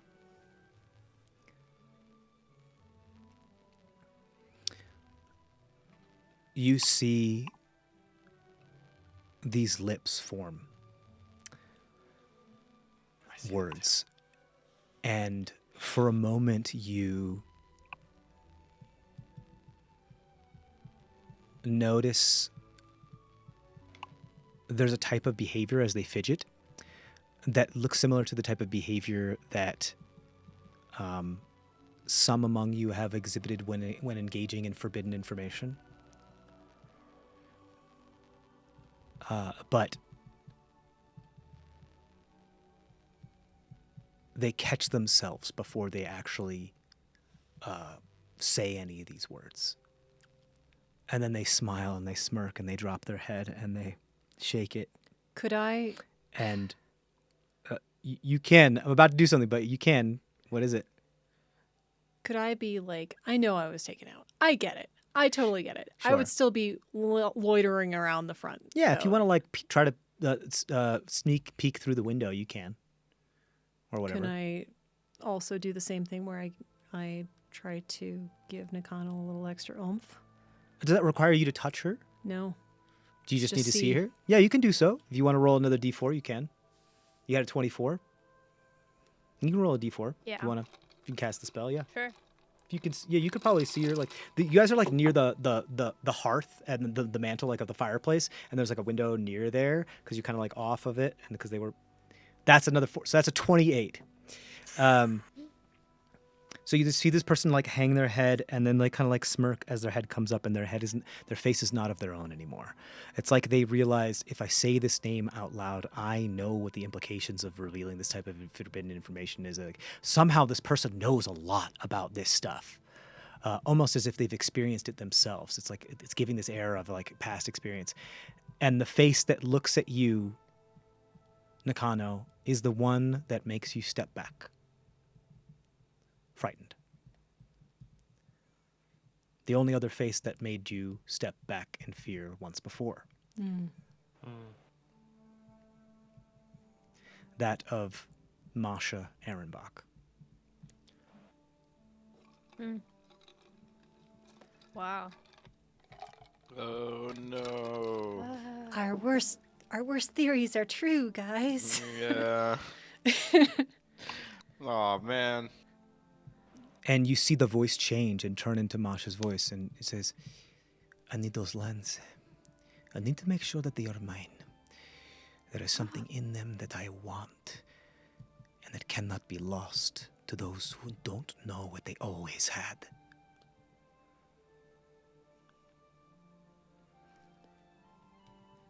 So you won't remember me. I'll make sure of that.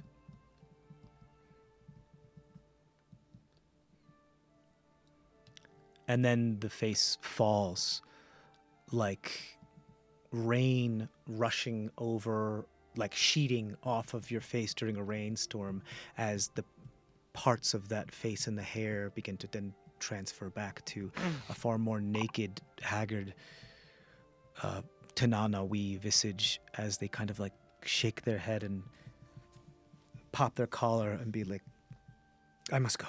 And they quickly exit.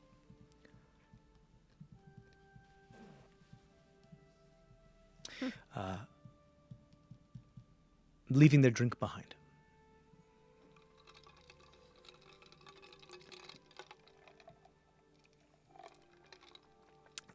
Misheni, I'll say, with that 28, and having them entirely, with the intimidation of 28 and having them entirely distracted by this, the window is ajar.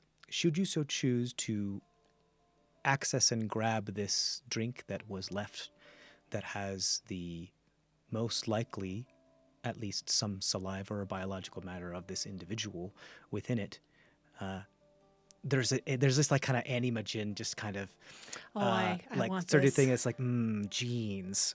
I don't know what I'm going to use this for, but Oh, you know I'm a pack rat yeah. when it comes to biological materials. But you can Yeah. get a epithelial sample of Virador dude, should you so choose. Yeah. Definitely gonna lean into that a little bit. Yeah, you just kind of like wipe something, throw it in a beaker, or throw it in a flask. Yeah. You got it. So we're going to wrap up Discovery with that. What I will say is, since Virador Dude is such a high chair of the judges, and a lot of the judges, the judges do not speak to each other. It's one of the things they keep that type of partition away from each other in order to make sure, I mean, their own personal lives, whatever. But as far as cases are concerned, they try to keep that pretty, blue chip and off the cuff. To try to keep biasness at bay. But they do take a lot of cues from the chair of Virador Dude, Vidomo. And with the Vidomo now so off kilter and off their game, the Vidomo is no longer able to keep you guys off kilter and off your game, and is no longer able to get the proper paperwork and all of the people palms greased and what it is that they need to do in order to make it so that both cases are happening at the same time. So that will no longer happen either. This also then, I'll let you know right now, as this also then vastly decreases the chance of the Vidomo actually showing up in person, as you have heard from before, to any of these cases, because they're shook. Does that make sense? Yeah. Yeah. They got close to something that made them feel not okay, and they're now trying to put as many walls between themselves and a threat as possible. So, Good and bad.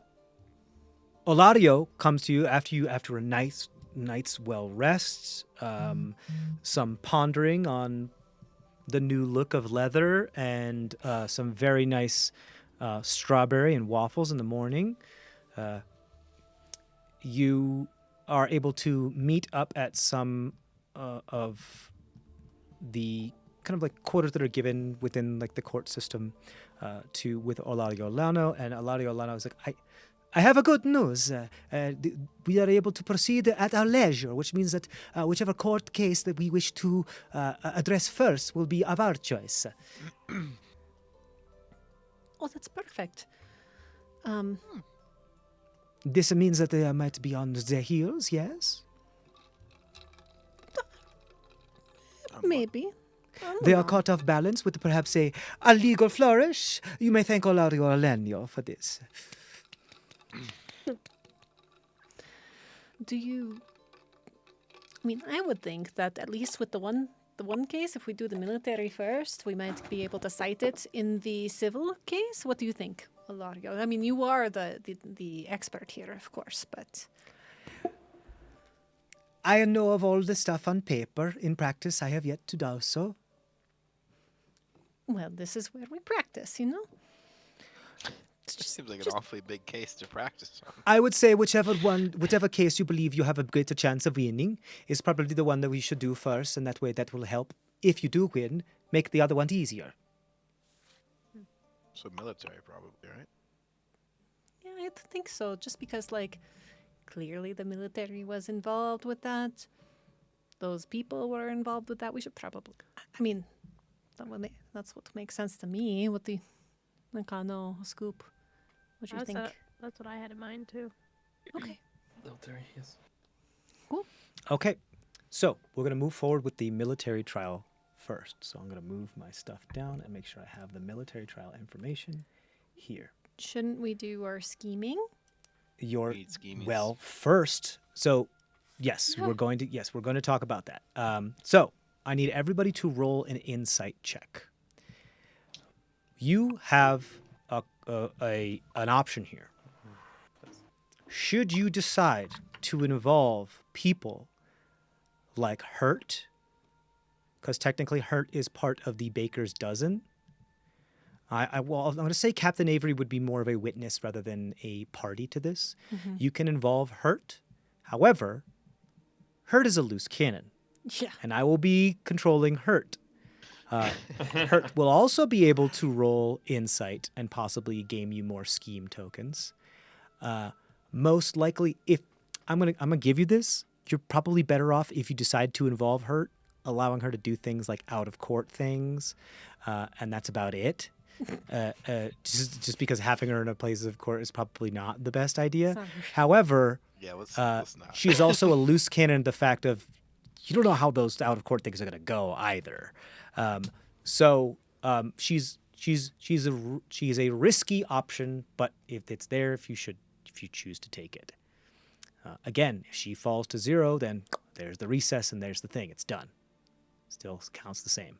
Could we decide this after we find out our insight? Nope. You got to find it. You got to decide right now before you roll your insights, because she's also going to roll an insight if you decide to include her. Is and it that still could possibly- divided by 5?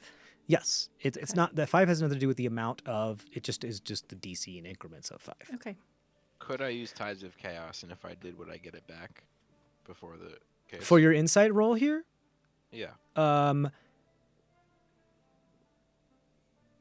you get Tides of Chaos back on a short rest, correct? Long rest.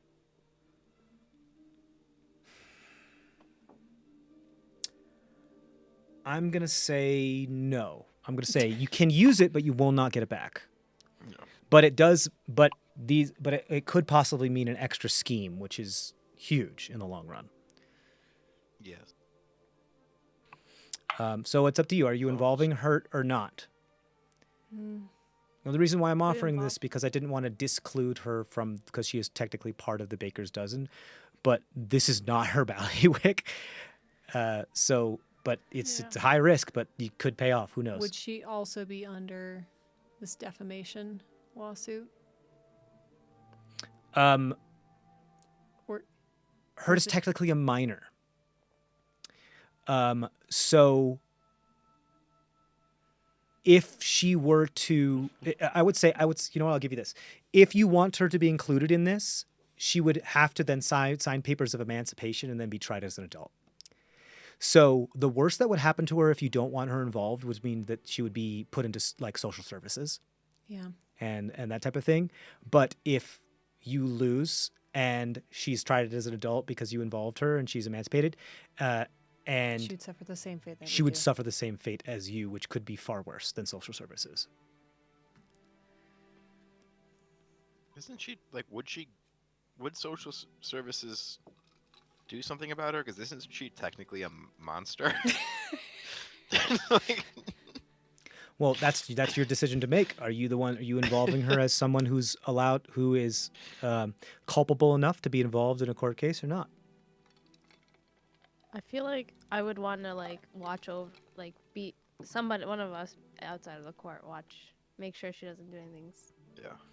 If you don't want her involved in this way, she won't be involved in this way at all. She But just won't be able to do out of court stuff what- either, and she'll be insulated. But what you're saying, Angela, is like one of us, if we do involve her, one of us would also be with her, right?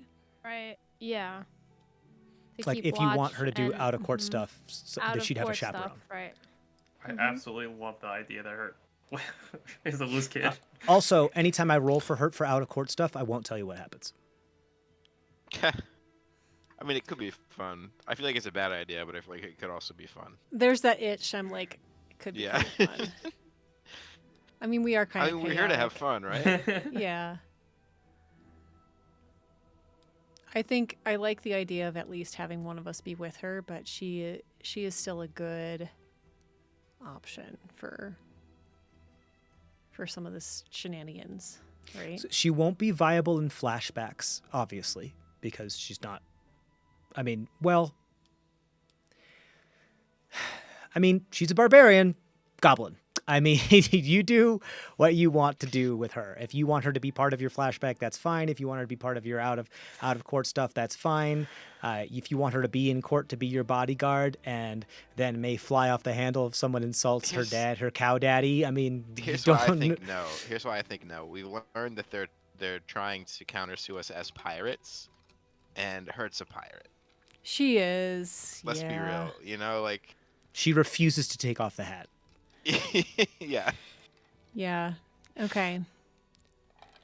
There's also that thing of, remember how you were talking to that person, be like, literally any violent stuff that you do during the court that is like, it is going to count against you because that's just going to Yeah, prove that you are aggression- violent Yeah, aggressiveness. priors. we, Aggression. we can't be Yeah. aggressive, crazy I think- goblin monsters. I think it So, could I'm saying cause us harm High risk, high reward. Yeah. in the court, Mhm. and maybe outside if Yeah. alone. I think even if, with that in mind, even if she is supervised, the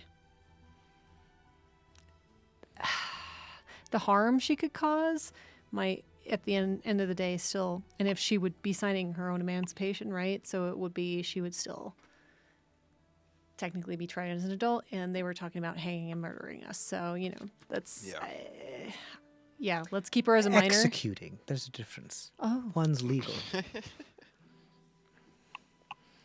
How would they execute us? they said hanging. Wouldn't you like to know? They said hanging. I would like to know. Thank you very much. You They said think hanging. them hanging us Eladio should like let us go- sifts through a couple papers and he just like his eyes go wide and then he puts the papers down. He's like, "We'll get to that if it's going to become cross that proverbial bridge of over bloodied water should it Oh. come to it."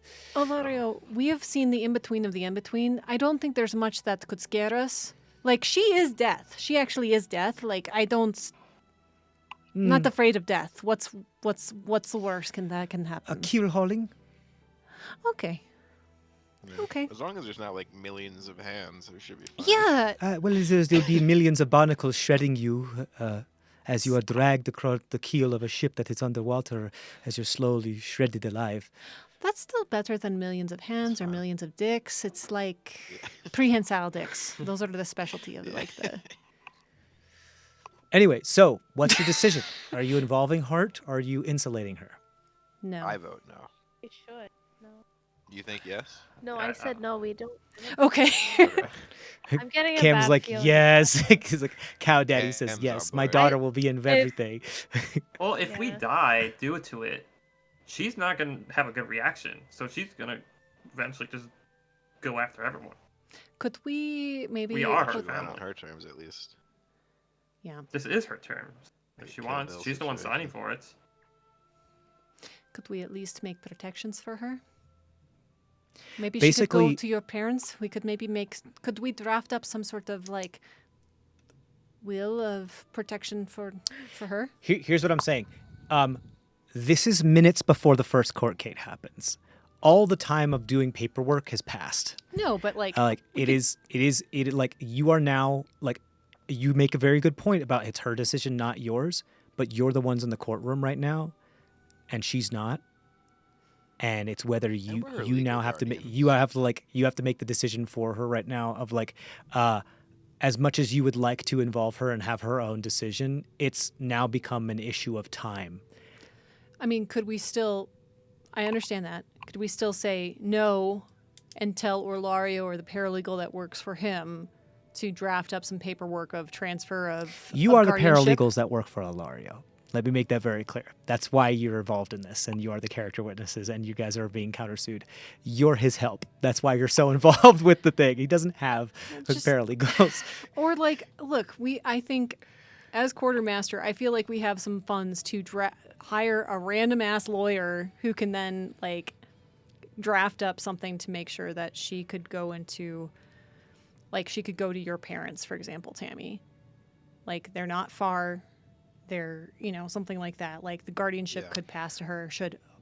I of our understand demise. you want like a custody agreement. Yes. That's possible. That is possible. What I'll say is that's going to cost a scheme. Why don't we wait and see how many schemes we get, and then All we right. can decide whether. Nope, to you got to scheme her or decide now. You got to decide before you know how many schemes. No, you we're are. not Well- involving her. You're the case. deciding not to involve her. Yes. Oh, I thought no. No, yeah. no involvement of her. Just whether or not we decide. Is that the consensus? It has to be unanimous. I don't want there to be the heart feelings. I see Cameron smile. I mean, it's whatever you guys do. I'm not gonna be sad or mad. It's just the way the ocean goes. Something like that. So a scoop, you're neutral. I'm saying no. She shouldn't be involved. If anything, it I'm might also protect saying her and no. us. I'm going to give you this too. Should you lose because she's insulated, even though she might be implicated, and as with the rest of like the now Sutamabura and Panbringer crew, Captain Avery knows how to slip through an embargo and a barricade every once in a while. Yeah. He could possibly get some, like he could be like, he probably is one of those people where like halfway through the case, whether or not it looks like you're gonna win, he's gonna leave and take the fucking crew with them just to make Yeah. just to be safe, and just go like fuck off to some beloved island and be like, good luck finding us, motherfuckers. Like he would be that type of guy. That's So for sure. don't worry about that. Like he's literally his profession is skirting the law. I think we And- should all have a Captain Avery in our lives. Like. Yeah. Yeah, I no, want Captain Avery to do my taxes. Yeah. Seriously. You're just calling me the tax slayer.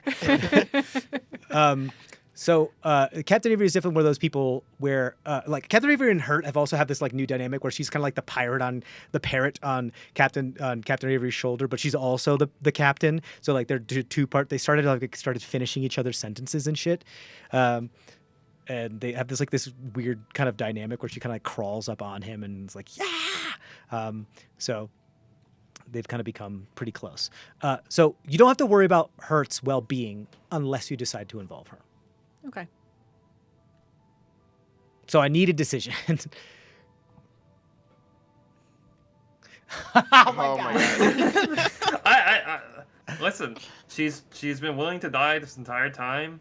She's died, and But it also Like- it also implicates us, though, right? If she is the most pirate out of all of us, Yeah.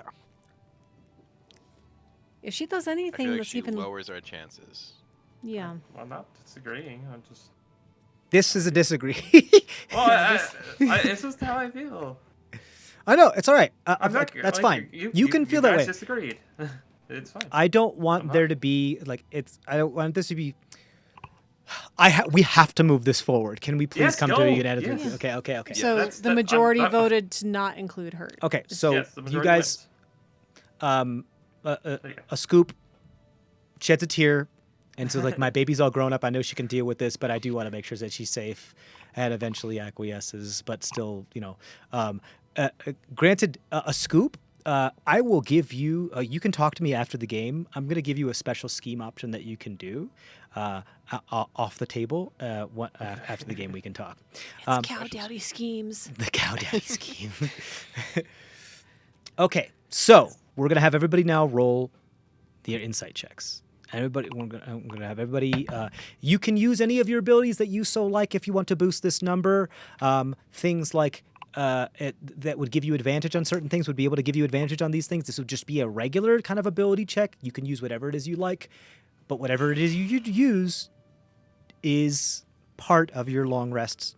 You know, limited resources.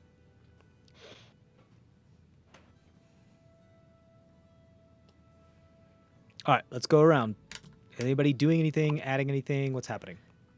I will Straight roll. add guidance to the lowest roll. If you accept that. I would say you have to pick who you're putting guidance on Okay. because it's the next check, you know? Well, it's divided by 5, right? No matter what. Yeah. Yeah, but it could be the difference between a 24 and a 25. Because a 24 gets rounded down to a 20. It's still at the end of the day going to be an know what I mean? average, so I'll add it onto mine, okay? Okay. All right. All right. Anybody else using abilities to buff their stuff or spells or I'll whatever? give guidance to Tamron. Okay, Tamron, you get guidance from a scoop. This insight is basically as Ilario breaks down all this information and you reassess all of your notes of information of what you've had and all this history, realize what plan of attacks you could do, realizing what you could have done, that type of thing. That's why the flashbacks are, and where some weaknesses are, and what would be things that you could take care of and how to sabotage or whatever. It's just kind of your like knowing what you're going to have time to do. Go ahead. So, Sean. 23. 23 for insight. Hell yeah. A scoop gave you that guidance and that, great. So, great. Go ahead. So, Masheni, then what's that going to be for you? 19. 19. Okay. A scoop. Well, we're 20. going to do a scoop. Yeah, go ahead. 27. Hell Damn. yeah. Wise ass Insightful. motherfucker. And then Nakano. 19. 19. Hell yeah. Don't forget, All Nakano, right, you yo. also have that lucky feat. So you do have those 3 luckies per long rest. You also can Yo, use that like, was world inspiration good if you roll, should though. choose as well. Yeah. If it was good. Yeah, I'm It's good. up to you. You good? Scheme. You said you got 19 as well? Is that what you said? Yeah.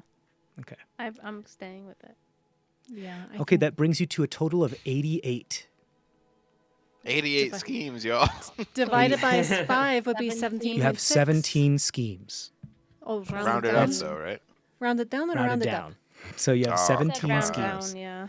So you have Okay. 17. 17 is huge. I was expecting like 6. We have 18, guys. though, because I got the one. Oh, So- that's From right. before. Right. Correct. You have 18 total. So 18 schemes total. Why? So I'm going to put Does that. my special scheme count as well? You got one? Yes. 'cause I You will was- have to use a scheme token got to do your. You information. just have a special option, and I'll talk to you about it after the game. Oh, So you have 18 schemes that you can use over the course of all of these cases. This is most likely going to be a quite protracted multi-session thing. So I'll do my best to keep track. You guys also have to keep track. Okay. What you really need to be careful of keeping track of how many spell slots you've used and how many abilities you've used that have these types of things. You've got to be on top of that because this is going to be over like months of real in like hour time that this is going to happen. So make sure you keep good notes when it comes to that. And just for those that were curious, the events that are unfolding happened in July of 2021, which was almost 3 years ago at this point. So, damn, we've played this game for a while. Okay. yeah. You enter the court, and it doesn't look like a court that we're familiar Also, to like, us in time the is US. going by way too fast. It's just sorry. Yeah, no, in general. Yeah, that I was agree. horrifying to hear. Yeah, I know. I was like, what? This was 2021. What is this? This is. Yeah. Like, we started playing. I moved to Colorado. Oh, but like I met this person. We played games with That them. was I'm before married. We're we pregnant. met, and now Yeah. we're married. Yeah, and pregnant. Like, what the fuck? Kid will A be lot 5 for before years. we're Yeah. level 17 or something. Yeah.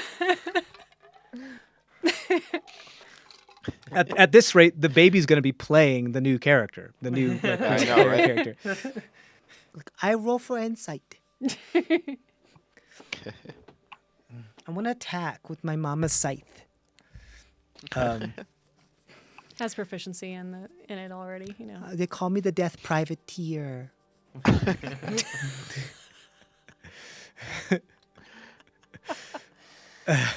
Okay, so you guys enter the court, and it doesn't look like courts that we're so used to in the U.S. Judicial system. It is more of like a forum, kind of like where there's that balcony of the public that is able to sit in, and the rest have like pews and other like defense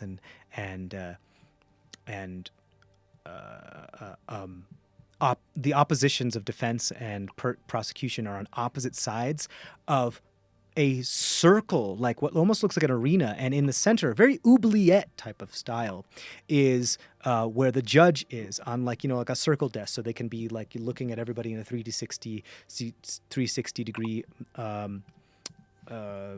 like viewpoint, and the entire area is like 360 in on the balcony and below, and so all of your witnesses get called and they are put upon looks like a chair that sits aside the judge like we're used to, but also like a sidecar on a motorcycle that can like a hand in a clock rotate around the judge's seat that sits in the very center, like oubliette guard style, so can be moved to address certain type of people.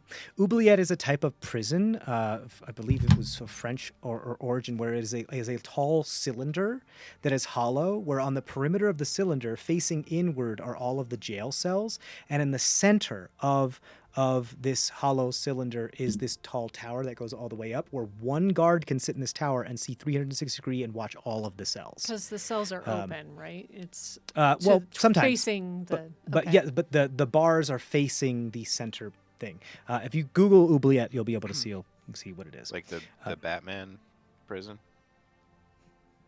Kind of, yeah. Just Google it. Yeah.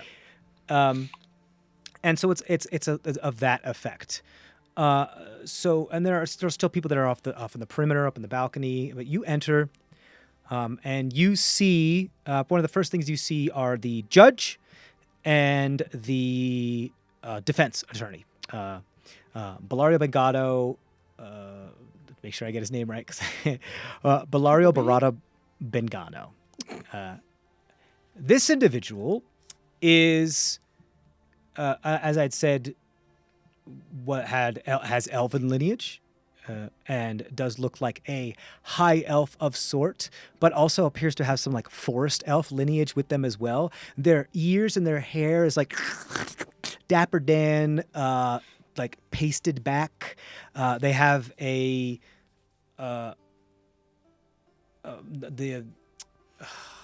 tie, the bow, Oh, the bolo tie? They have a bolo tie and a big belt buckle and like kind of a portly belly, even though they're kind of tall and lanky. And they just go like, all right. And the judge looks to be a halfling individual with their eyes closed. Justice is blind. There, if any of you, actually, passive perception, Scoop. I have to just you have to decide before you walk into there. Is anybody not attending this court case? We don't have to have -1 because we're not. You don't. Is anybody not attending this court case until a recess, or is everybody so that in somebody could go off and do shenanigans during the court case? But then they wouldn't be able to participate in what it is that's happening. Yep.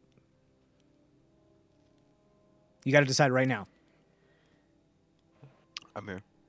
Yeah, I'm good. Okay, so everybody's going to be here. So there will be no out-of-court actions for between now and the first recess. It'd be good for us all to see this in the first, and then we can decide. Yeah. Okay. So,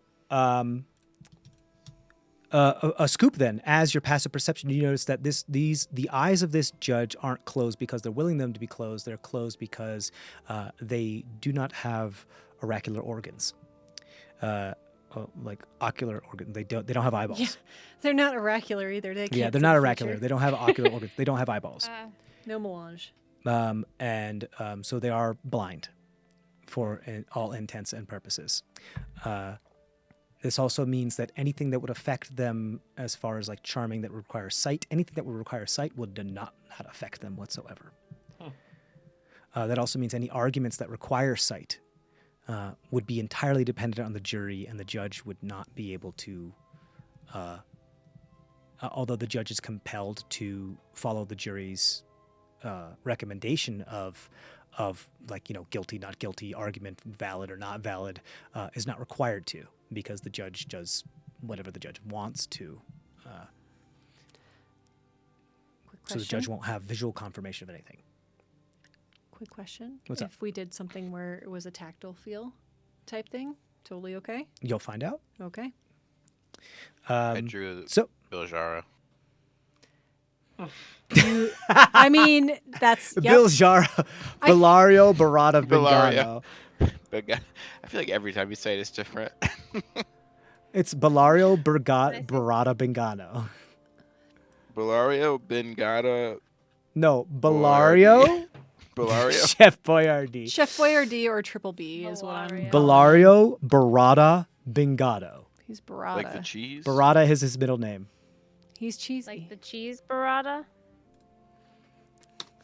Yeah. You know, I have been told that I'm quite cheesy every once in a while, but I haven't had any complaints as of yet. My taste, as far as who I like to spend my time around, has been quite delectable. Yes. I was really hoping he'd be from New Orleans. It's like Cajun South. There we go. That's cool. All right, so you take your seat. One of the things you notice is that all of these are like, everything's rotary. The judge's seat swivels in a 3D6 manner. The attached like sidecar of where the witness sits can rotate, fully attached to the judge's like area in a 360 manner. And the two tables where the oppositions sit of the defense and the prosecution sit can also like rotary move around the perimeter of the area, meaning like they could like collide if they're being like, it's like everything is on tracks, as it were. I saw an amusement ride like this back in the Kinda. DOS, by the way. I mean, it was kind of fun, but this is a little different. So you hear, Wait, higher. Cameras can't see that. There we go. order in the court, order in the court. Settle down, please. I don't want any whispering about my mother. That's not necessary.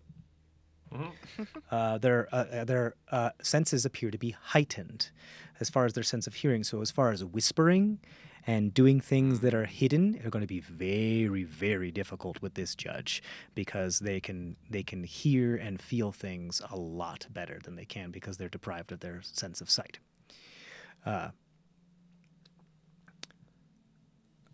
We are gathered here today to witness, they pull up their glasses even though they don't have eyes, the case of, and they like run their hand across their desk, party of Baker's Dozen and the survivors of cultural injustice against the state of the Northern Dynasty. Represented by their representative. Is this right? Barada, really? Like the cheese. Okay. Bellario Barada Bengano and the Baker's Dozen. Interesting. If I knew this was going to be an appetizer with the warm baguette and cheese, I would have brought some quince. Everybody laugh. It's been... Oh my god!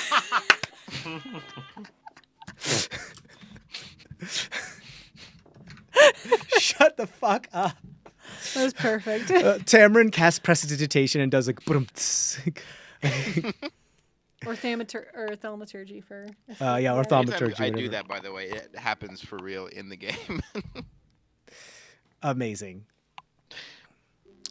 Well, let's get things started. Let's do opening statements and arguments. The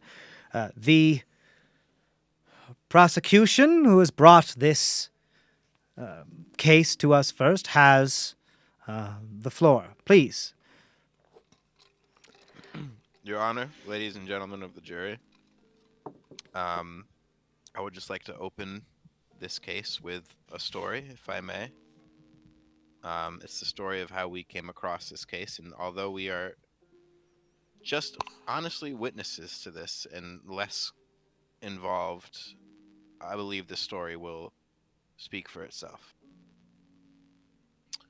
There's murmurs. We first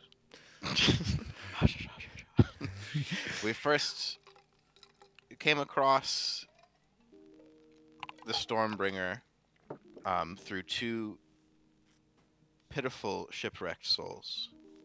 One of Selflick and Fenme. Selflick,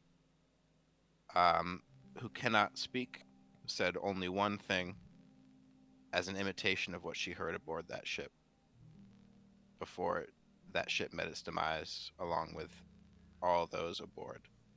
No survivors, no witnesses. No witnesses, meaning that something surely wrong was taking place. Something that was known to be wrong. And what that was social injustice, genocide, and massacre. And if you had heard and seen the things that I saw, this would be a short case. There'd be no question, there'd be no doubt. We'd be in and out of here before tea. I sit down. Nice job, Sean. There's by the like way. one. Like- Yeah, very well done. There's one like. I do that myself. I am. There is like a couple of like more like younger generation, like in their late teens type of individuals. They're like, and we're like, all right, order. Very well said, but order. Well, why don't you do me a favor, and I want you to roll a persuasion check at advantage for me for that.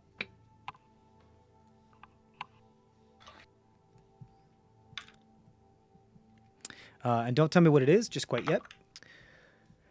Go like, and that brings us to the defense, your opening statement. Well, ladies and gentlemen of the jury, I do declare that this case should not be brought to your attention or waste the court's time or taxation dollars. I believe that all of your money is better well spent elsewhere. But nevertheless, I have been brought before you to prove that such a thing is inadequate, inept, and therefore not worthy of said time of the court's or our discretion. Therefore, I must move to dismiss this type of case before I even begin my opening statement. Would the judge and jury be willing to dismiss such a case on the grounds that all evidence that has been presented as thus far by the defense and the prosecution has been nothing but, that's right, ladies and gentlemen, hearsay? Objection. That was just an opening statement. We haven't presented any evidence yet. Well,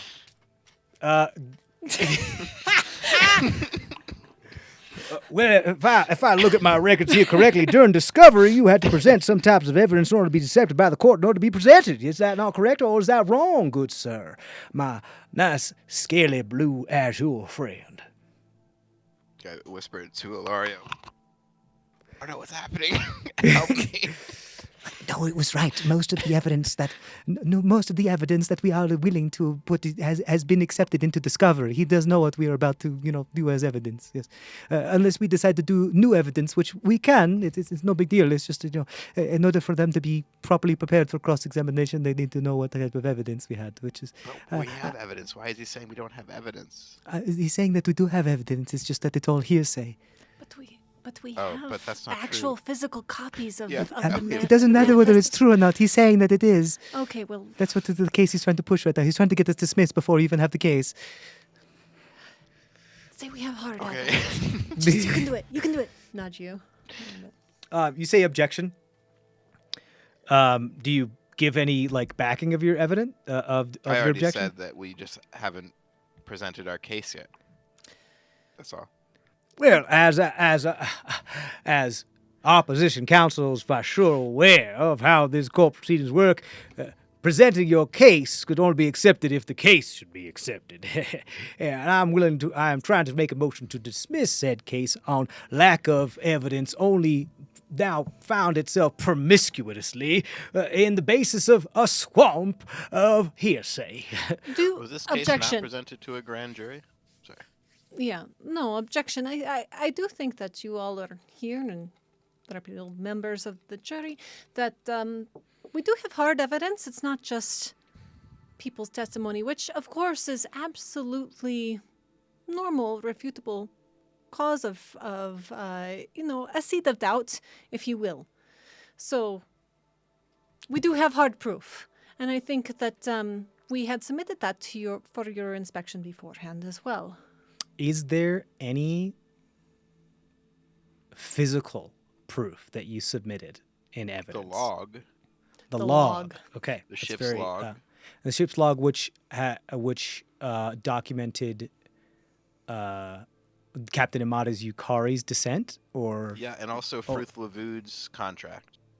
Yep. correct. So you bring that up. You say, objection, we have, if you see exhibit D C3A, we do have like a logbook that kind of backs up our claim. Like, Yeah.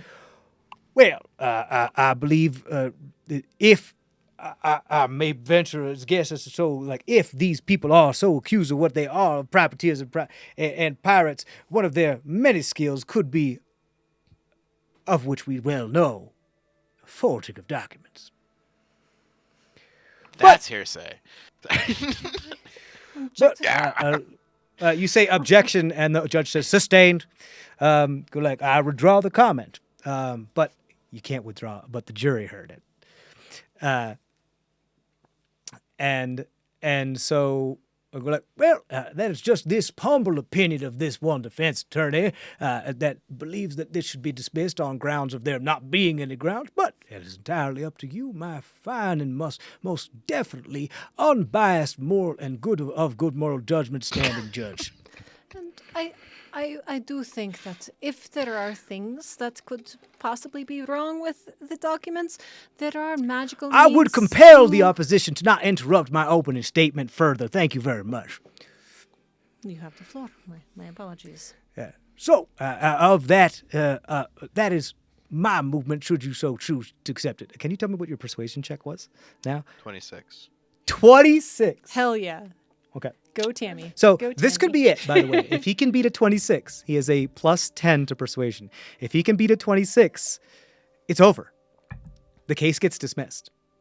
And we're done. We move on. That's- we go that's dungeon it. crawling? That's it. As far as this judge is concerned. Jesus. You see the judge ponder and think and furrow their brow. A scoop. You Wait, get. I might want to ahead. use Ties of Chaos against that roll. Or So is there any way that I can know what it is? yeah, what can we know? That's what I'm going to tell you right now. A scoop. Okay. Your passive insight of this, your hair stands back on the back of your spine. You realize, like, shit, he's going to fucking dismiss the case. He's it. He's going to fucking dismiss the case. That's it. He's like, we're done. We didn't even fucking start. And he's going to do it. And you know that that's coming. You could, and you can disseminate that information to your party with a look easily enough. And you can try to sway it in this moment, if you so choose. But you're realizing that right now, there's a thumb on the scales of justice. Yeah, I'm gonna do the thing to Now Tamron. be aware. Yeah. Be aware. The senses of this judge are keen. Things that require vocal components could very well Ties be of heard. Chaos. This is just Yeah, my I'm just time shit. just warning. Yeah. Yeah, but thank you, sir. Tides of Wait, Chaos. can I use is ties not- against other people's?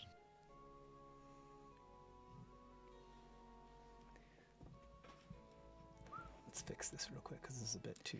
If you can't, I have something that can, but it is just vocal. So there will be. And I have a plan for that if that is the case. No. It's not against others. Wait. No, but I can do bend luck. Yeah, bend luck, I think, is anybody you can see, right? Within like 60 feet of you or something like that. Yeah.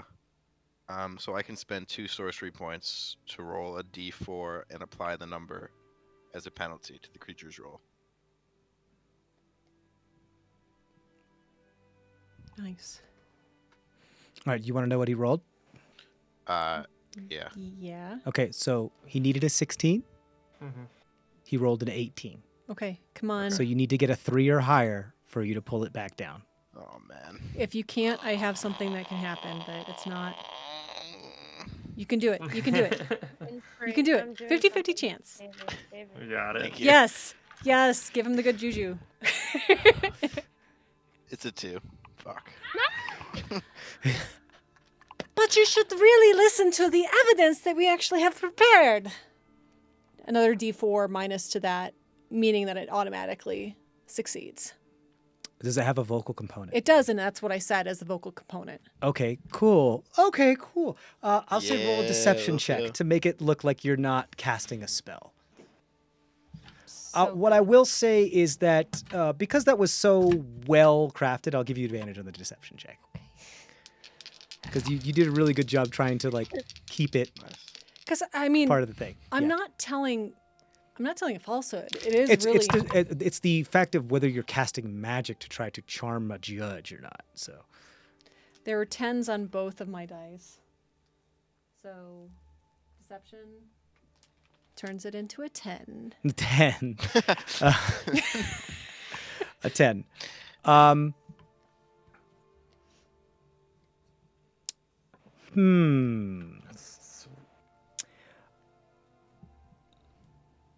The judge goes, I'll ask you to refrain from any other magical types of means that would use to sway my specific opinion, but that's your only warning. Understood? Yes, Your Honor. But I was just telling the truth. Ah. You had your moment to speak. Now it's mine. Yes, Your Honor. So it goes through, but pretty much meaning you now have a guaranteed failure. Write this down. You have a guaranteed failure of not being noticed for any other spell that you cast in court for this case that requires a this vocal case. component. For this case. For this case Just that requires a machete. vocal component. Just machete. Also, I have subtle. Because spells, now the so- bailiff has their eye on you. Okay. I knew we were gonna throw hands with the bailiff. But that does bring it down to the fact that I have been thinking this long means that it needs to go to court. So we will continue. Thank you for trying to save the court's time and the resources of the public, Sir Bellario Barato Bengano, but you still need your opening statement. Is that true? Well, forgive a humble servant of the public from trying, but yes, I believe I will continue with my opening statement. Ladies and gentlemen of the jury and other individuals of which they find themselves within the seats of this particular establishment, excuse me while I disrobe these certain accoutrements that I have hanging upon Already myself, sweating. but I do believe and I do declare that it is quite warm in here, and the intensity of such an issue requires a concerted, rather dry, bryish brow in order to see it with unbiased moral conception. Therefore, I must declare one more time, and I'll say it once a time again, and you will understand every time I say it that it is the truth, nothing but the truth. So help me all of the deities that you propose to be up in that sky or below the ground. What I do say is that are we to trust the word of those who have had the character witnesses of those being, well, people apt to betray the law, go against it, and in certain situations, of which we have documented here, those that specifically and on purposely defy the law for the dangerous and murderous intent of other individuals? Are we really to take the words of these privateers, dare I say pirates, seriously? Are we to say that no, that maybe this is not just a cover for them to be able to get away scot-free with what it is that they have gone against the laws of? Are they not just trying to skirt blame onto others? Are they not themselves culpable of the own things that they try to assume and accuse others of? That is only my first argument. My second argument, when it comes to these types of things, even if that were to be true, even if that were to be false, even if these individuals who have proved to be somewhat rather in the depths of moral depravity and bankrupt in such a thing. Objection, Your Honor. He is already questioning our moral authority, and his first argument is not against us, but is against us and not the actual case in which we are discussing. It says here that he's countersuing for the fact that you may be privateers, and this is his case when it comes to character witnesses. Is that not true? Depends on if we are character witnesses in this case. Well, this is his opening statement. He has to prove it. You can certainly try. My question to you is, do you plan to countersue for defamation? Oh yeah. Fuck yeah. Fuck you. I do ask you to refrain from such language in a court of law, sir. Fair enough. But yes, fuck yeah, let's do it. Granted, you can countersue for defamation. I do ask, then, defending counsel to try to refrain from such character assassinations until further character witnesses have been presented and appeared upon the stand.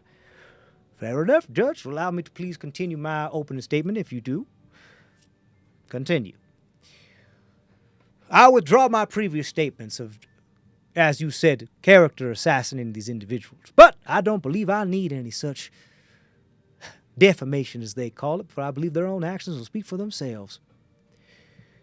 I have with me documentation and first accounts of these people engaging in less than legal activities. However, I will be the first to admit that most of these have occurred outside the jurisdiction of the Northern Dynasty.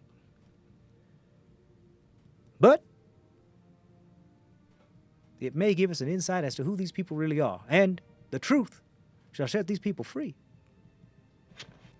So I'll leave it to you, you fine ladies and gentlemen, they, thems of this jury, of whether these individuals are actually even worthy and not guilty themselves of what it is that they have proclaimed others to be guilty of. However, that is not the end of it. Do we also then allow these people to engage in and then interrupt military proceedings? Military engagements of which they have no jurisdiction in? Are we then allowing to them basically, to being members of no nation or another nation, to declare war upon our own navy, interrupting military engagements and establishments? Is that something that we want here? Do we trust the word of these fine folk here, however fine they may be, of course we will find out, against the word of our own proclaimed admirals and generals and navy, our own captains, our own veterans that have seen in and out of the spouts and skirmishes between the North and the South, who have strived for peace between the two of us? Should they not be prisoners of war? But it doesn't end there. No, sir, ma'ams, does not end there. Because then what do we say? What do we say when these individuals come to our shores and say that not only is the land that was given to those... Your Honor, he has still not made the point about this particular case that we have brought forth and is continuing to pursue the other case against our own characters. Can he please make a statement against the case that we have brought forth? Roll persuasion check. Tammy. 11. 11. The judge is like, sustained. I I do request that you make sure that you keep it towards the military case. The civil case is another matter with a different judge. However, character assessments are valuable. Make sure you keep it within the realms of what we are discussing militarily. This is a jury of Ryomi and Furthersome. So, stay on topic. I do apologize, Jess. I've been known to ramble. The gift of gab, my mother told me I had. Well, very well. As far as militarily, I charge these people with my own citizen's arrest of interfering in military engagements and actions. I also accuse these people of engaging and rabble-rousing and inciting a rebellion and a coup against the current naval and military officials tasked with keeping the peace. I also seek to prove that it was not only these individuals, but also Shai-Long in its own independent nation itself that seeks to topple the Northern Dynasty through their acts of piracy. And therefore, as a, what is it called when you have as a class action suit, I also seem to involve any other resident of Shai-Long as also bear witness and also be culpable of these actions. And you see a murmur and move among the crowd as they're realizing shit, he just pulled a big move, because what he did is that he just made you responsible for the actions of any other fucking pirate from Shai-Long. And we are entirely legal tied to Shai-Long too. We're Or not Shai-Long, not Shai-Long. That's the dragon. Shai-Long, yeah. But the Shai-Long, yes, and you are financially tied and everything, and so he's pretty much now making any action of those that are part of Shai-Long in a piracy type of way now he has created to be admissible in court against you and towards the thing, even if it wasn't you guys, because now he's saying this is a pirate nation and as such should not be granted their amnesty and independence, and therefore you would be outlaws and rogues of the state and fugitives and therefore felons and therefore not able to really represent yourselves properly and already by default guilty. Objection. If this is... He still has to prove it, though. Yeah.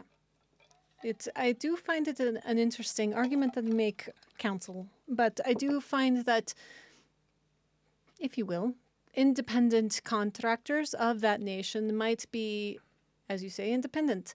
And so, therefore, it is hard to have even a I'm sorry, but the case, I'm sorry to interrupt you, but the case hasn't quite initiated just quite yet. I'm still in my opening statement. It sounded like you were done.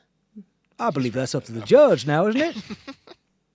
He has a good point. It's up to me to decide whether he's done or not. Well, what does your vote, Judge? What would you like?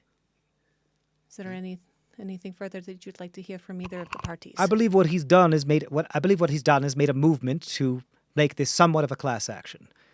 I see no reason to not allow this. I see no reason. However, you may bring up your objections in court in the case once we commence. But you must have evidence to do so, as of course, or witnesses. That will make this more complicated, however.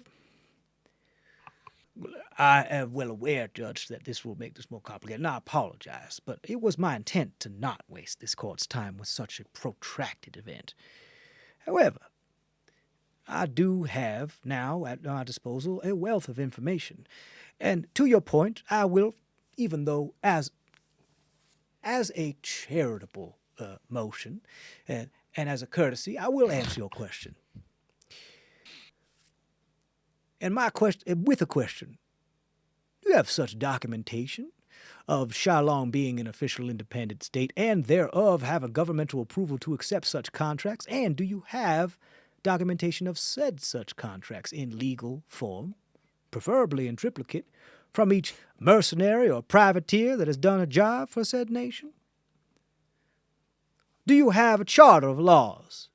Do you have a constitution? Are you recommended recognized as a state?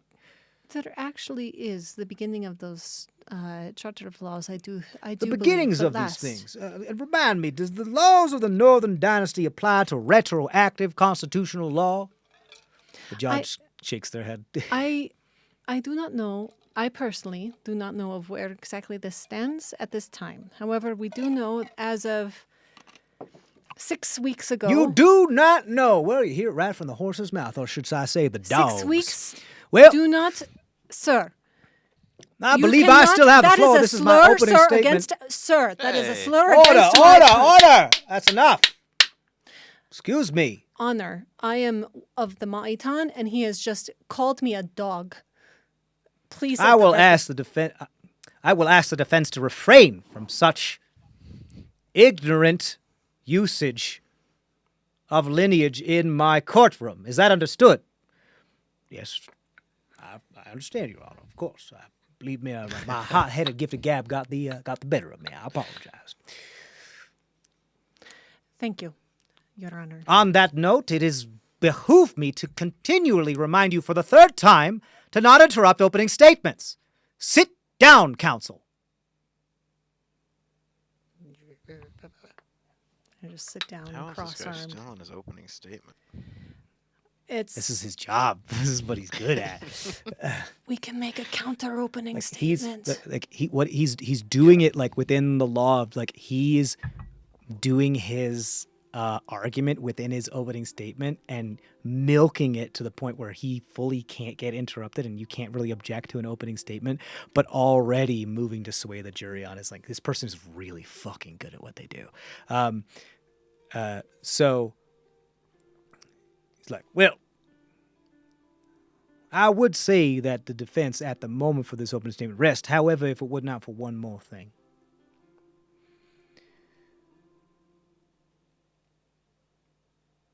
These documents that would prove to have some sort of constitutional law within Shylong, I believe are required. And if you did not hear, just from the mouth of our opposing counsel here, they do not know. Now, far be it from me, but I believe that to be enough of a case for reasonable doubt. Objection. Meaning this should go and to I trial. know I shouldn't interrupt, but you didn't let me finish my statement before.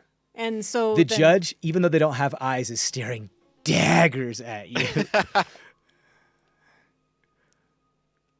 This is not how we do it in the Maw. And I'll sit back down. This is not the Maw. Fucking. So you have now earned a reputation for the court and the bailiff and the judge to be. The judge is keeping an eye on you, as it were. But like they're unbiased. It's just like you have like the bailiff knows that you're trouble. It's gonna be hard to get away with things like stealth and casting spells now because Yeah, for me. yeah, but for sure. I'm still not gonna let this fucker get away with shit though. That's the thing. It's all legal, and that's But it's hard. It's but tough. it's yeah. not. But that's the thing is like because you've brought up these types of things, like there is murmuring, like there's discontent within the audience. So Racial slurs are not legal. well, they're not illegal. They're not moral. I think we can all agree to that. So Jury can agree that that's not okay. Yeah. he said like, as I was saying, the opposition said that they do not know, which is far more of enough of reasonable doubt for be able to continue this case. Is that not correct? Ladies and gentlemen, and they, thems of the jury, if even the person being accused does not know, then we have to investigate. So, I rest my opening statement there for you to ponder on. The judge was it. slams the gavel one more time. Long-winded, but acceptable. I see no reason not to move forward with this case in earnest, honesty, and without provocation of magical uses against me. Of course, Your Honor. Am I allowed to counter opening statement now? The floor is yours, Mr. Grounder. Thank They you, look Your down at a piece of paper, even though being blind. Excuse me while I finish my snack. Sorry. The court No, peanuts are please. Continually waste the taxpayers' money by having a snack in court. Your Honor, I admit we are a ragtag team. We get up to adventures. Often our lives are in danger. And often we have to fight. And does that make us look like pirates? Sure. But it also makes us look like archaeologists and people of science, out for knowledge, not for money or for profit. I'm a member of the Bardic College, and often my adventures take me to unseemly places where indeed it may appear as though I'm a pirate, because I'm honestly very often attacked. You hear gasps and- among the and I crowd act as, out of like you said, the self-defense. Bardic College. For the pursuit of knowledge. And I'll show my bean. And gasps, kind of like among the crowd. I'm sorry, I know you I can't heard see. I'll gasps, bring but it I to just you, don't. And I'll let him feel the bean. Oh, yes, I recognize the feel of that. Quite cool, yes.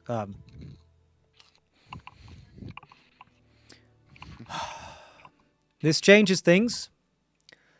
Let it be known that one of the accused is a member of the Bardic College and is therefore, if I'm reading this correctly, invoking Bardic immunity. Yes.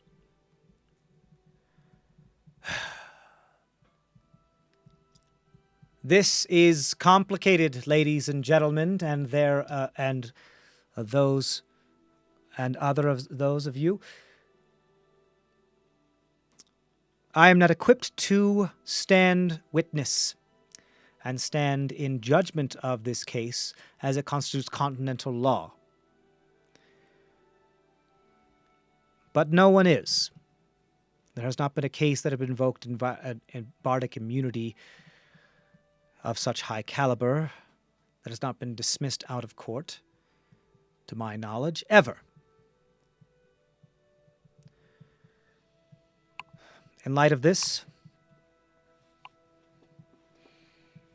I must get a few things straight. Is it my understanding that you are counter suing for self-defense? Huh? Yes. They sued us. They sued us for being pirates, and we're Yes. countersuing. That for your being- aggression was Yeah. based on self-defense? Yes. Yes, and often just purely because of monsters. Always just Monsters. Very ambiguous term, but I don't No, know, like- you know, like Like- horrors that you cannot imagine. Like suck well, your if I brains can't imagine out. them, I don't know how I'm supposed to pass judgment on them. But Roiling We seas of hands. hands, tentacles. what you do in your off time at the brothel is entirely up to you. I ask you Hey, not bring this no. into that's the not, court. come on, that's not what we're talking. Well, we ought to sue you for defamation. No, but Your Honor, there are definitely things in this world and not of this world that we have borne witness to, and we can certainly. And I believe you gave describe. evidence of such in discovery. Is this correct? Do you have any Say that evidence again? of these? Do you have any evidence of these otherworldly beings that you quote? I have samples. Very well, I would Yeah, appreciate we've if you submitted them as evidence into discovery. Very well. I will take off a couple samples from my collar that I am wearing on my person. Don't hand them to me. Take one of the Goodness. I understand. I'll submit still various in process. rocks and things to Write it- prove that I am indeed an archaeologist working. Write it down. Bones and rocks. You got it. Bones and write it, Dex. rocks. What you're submitting it as evidence. Write it down because this is your case. These are our anti definition. So self-defense. Put down a ghost. So everybody's frozen. Oh no! All right, No. Can you hear just everybody? Sean's frozen. and Everybody's only Sean is frozen. Yeah. There you go. Now you're good. He's fixed. He fixed. Hello. Yeah, you're good. I Oh, have nope, the froze vial again. Oh, of. everybody No, froze he's for good. a little while. I have the vial hear of. anything. It's okay. We didn't say anything. I have the vial of the cephalomorph Oh, CNS okay. fluid. Yeah. Cool. Yeah, write it down.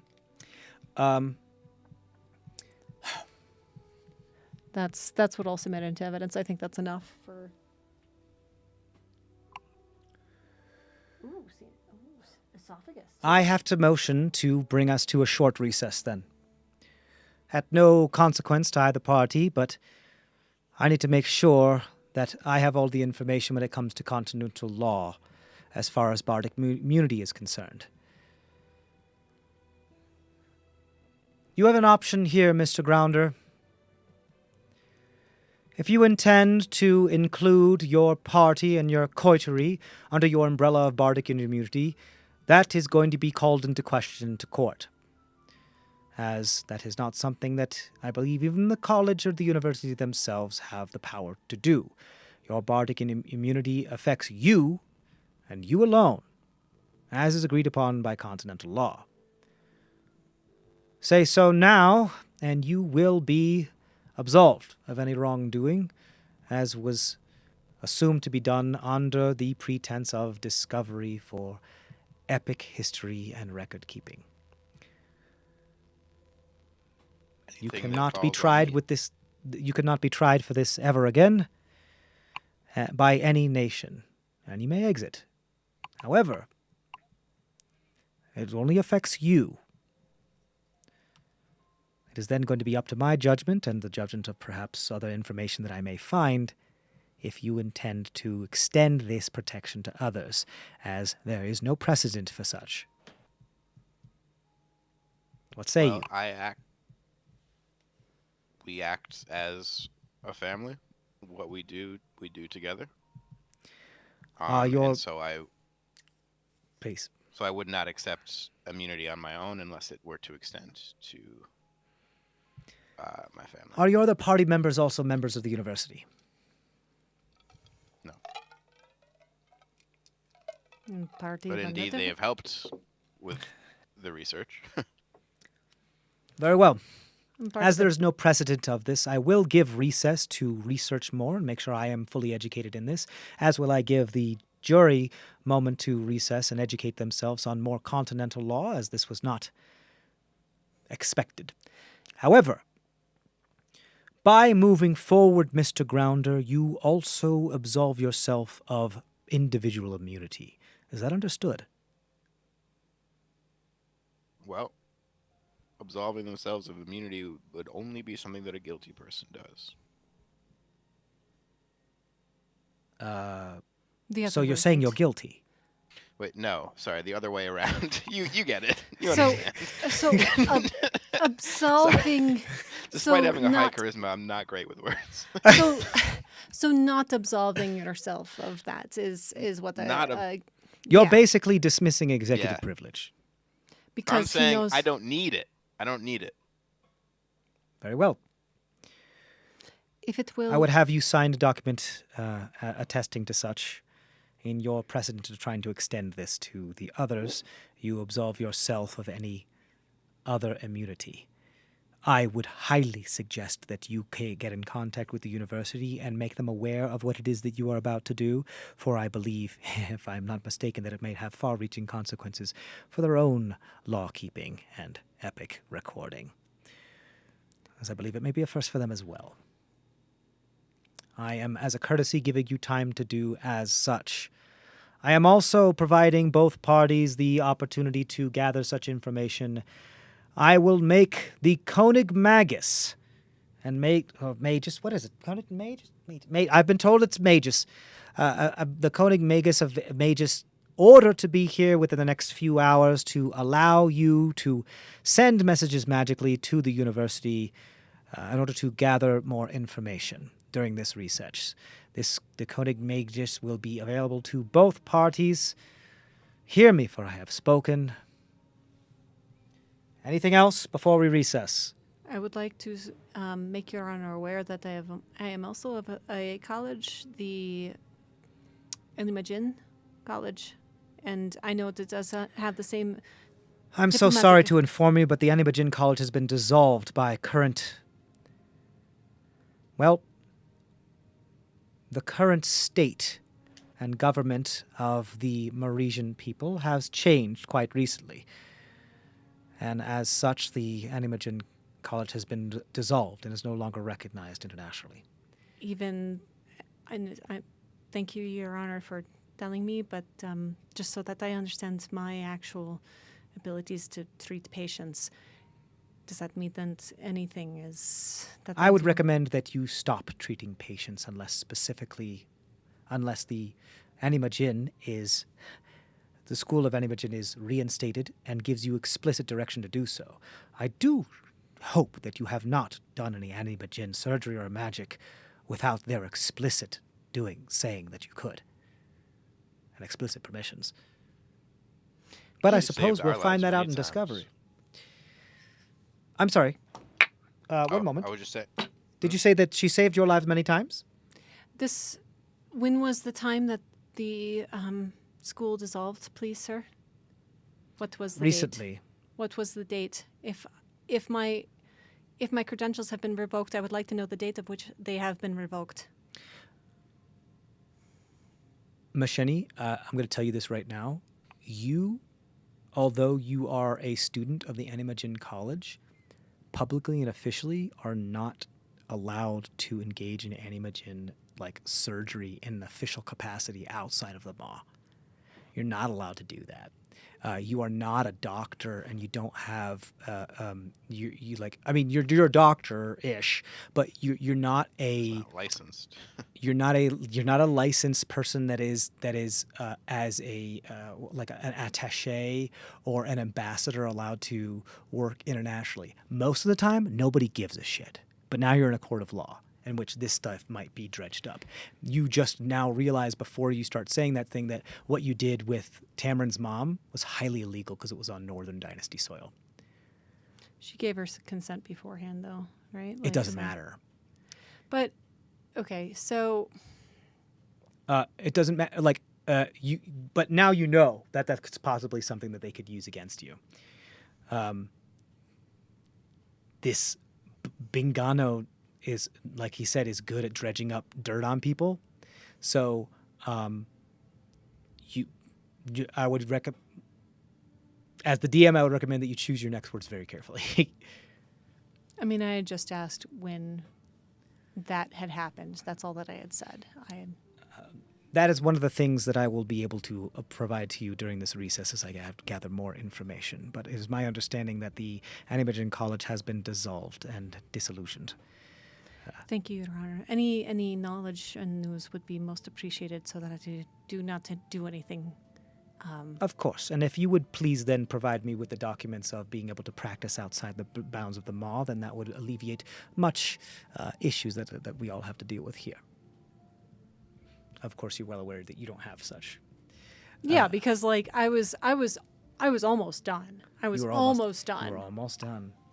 And this was Tammy's and my under any other circumstance, other than somebody specifically now focusing on you and dredging this stuff off, nobody would care. Nobody would care. I'm in the last week or two of my training, basically, is what it comes down to. But you don't have your PhD. You don't have your MD. My MD. You don't have your MD.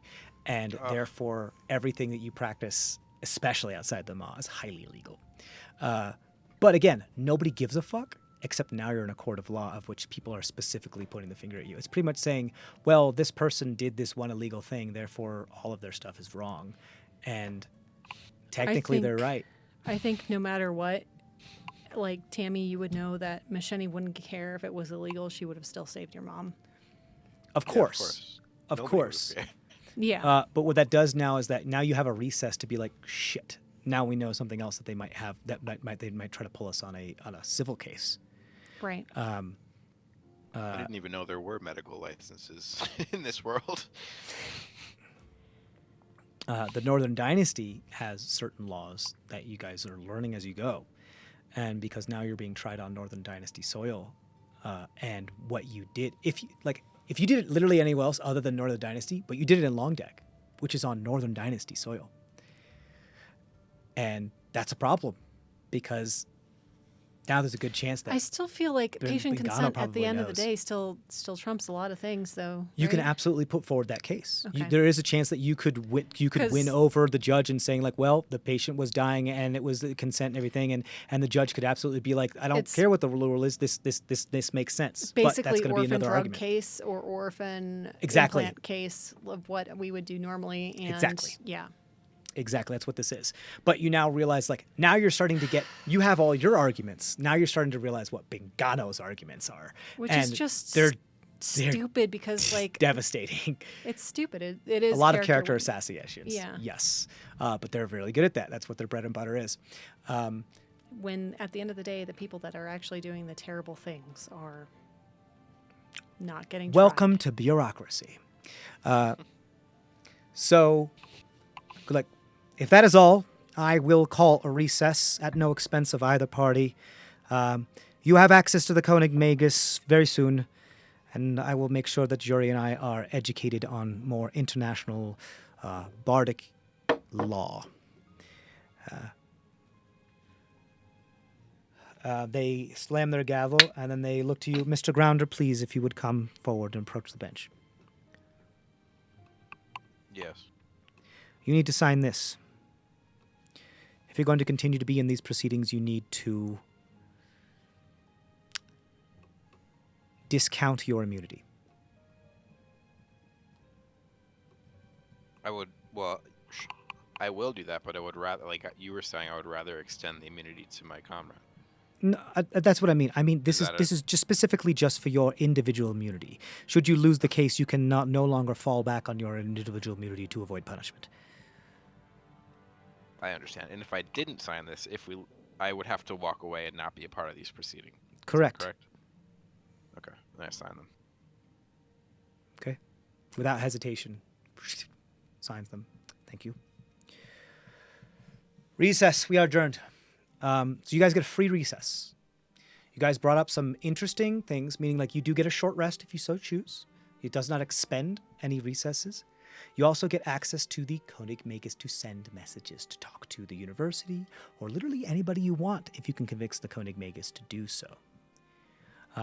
This is a lot to take in, so we'll revisit this the next time we play, but we're gonna pick it up with you being in chambers with the Koenig Magus, mages, being able to pretty much have free conversations back and forth however you like with anybody you know with at the university or anybody else you can convince the Koenig Magus is relevant to the case.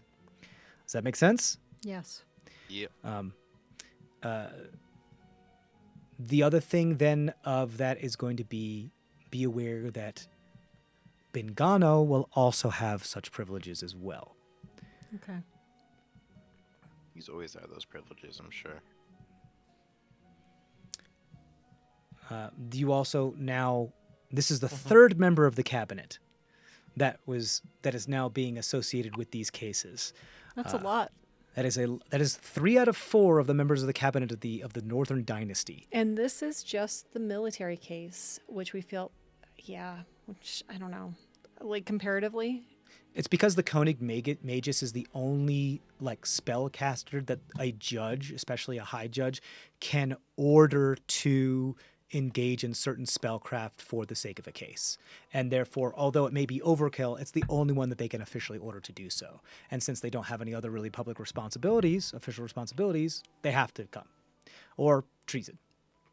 Yep. So that's what's happening. Any other last minute questions or concerns or anything before we wrap up for today and we pick up where we left off? Did we Just win as long- anything? Go ahead. Did you win anything? That's a very good question. Go and I'll answer that in a second. Go ahead, Noel. I was just going to say, and the next time the judge will actually have an answer about when the college was dissolved, correct? Yes. Please remind me of that after the game, Sure. and I will pull that up Because for that you. is very big to Yes. Machete. That's new information for you? Yes, absolutely. Yikes. Like, I mean, there were things going on in the Maw. She knew about things going Yeah. on in the Maw, but You know that that the is religious zealots huge. took over. The zealots, the zealots took over, but the dissolution of the Animagen College is not like that wasn't necessarily in line with what they proselytized. And we could talk about that. Nakano, you looked as if you wanted to say something. You're muted. No, I was talking to Sean about his question. I don't see how he won something. Oh. Well, we'll see. I don't know. So this was opening argument. So this is one of the things that does happen here. Like, So it's a military case. The defending attorney had pretty much 4 arguments, and you refuted 2 of them out of hand. You also refuted the dismissal out of hand. So that does give the defending attorney a -3, which is good for the DC. Hey. Yay, objections. Your opening arguments, and that's pretty much how that works for the DC. What I'll say then is, whoever so chooses can roll a persuasion check, and you will contest. Well, actually, no, that's not how we're going to do that. Forget all that. You refuted 2 of the arguments, right? Yeah. So you get 2d6. Yay. Just for this case, correct? So for the Ogami argument aspect. Yeah. So you're going to roll in contest with the defending attorney's 4d6. But you dismissed out of hand their dismissal, so you reduced their 4d6 to a 3d6. Wait, I'm confused. We have 4d6 so far? The defending attorney always starts with 4d6. That's their okay. base. That's their base. Always they start with 4d6. You dismissed their dismissal out of hand, so it brought them down to 3. And then Yes. you pretty much gave their other 2 arguments that would have been like in the can reasonable doubt, which gave you 2d6. So that we make have sense? 2. Okay, and they have So 3. you're doing rolling 2 against their 3 Okay. So far. for just the opening arguments. That's this aspect. So who's rolling? Dammy, do you want to do the honors? Sure. So I'm rolling 2d6. Yeah, these are just straight And rolls. adding There's nothing you nothing. can't add anything to these. Yeah. 7. 7 with 3d6. The defending attorney 2. rolled a 9. Okay. So They won the opening. the defense wins the opening, which means you guys don't get any d6s against the DC. How come they start with a bunch of d6s? Because he's a fucking shark. That's why. This is his profession. Should just call him a shark. Starts with 4. His modifier He's is 4. insufferable, by the way. I don't know how anybody Good, could ever yes. like him. How the jury could ever side with this sleazy little slippery man. Well, but like if they're brainwashed to believe that Yeah. certain things. Which is why it's behoove you to like win as many arguments as you possibly can, because then you can get up to 4, 5, 6, 7, and then like overpower him. And if you like really fuck up his argument, you can reduce some of his numbers as well. Cool. So that's where we are with that. But at least the court case went forward.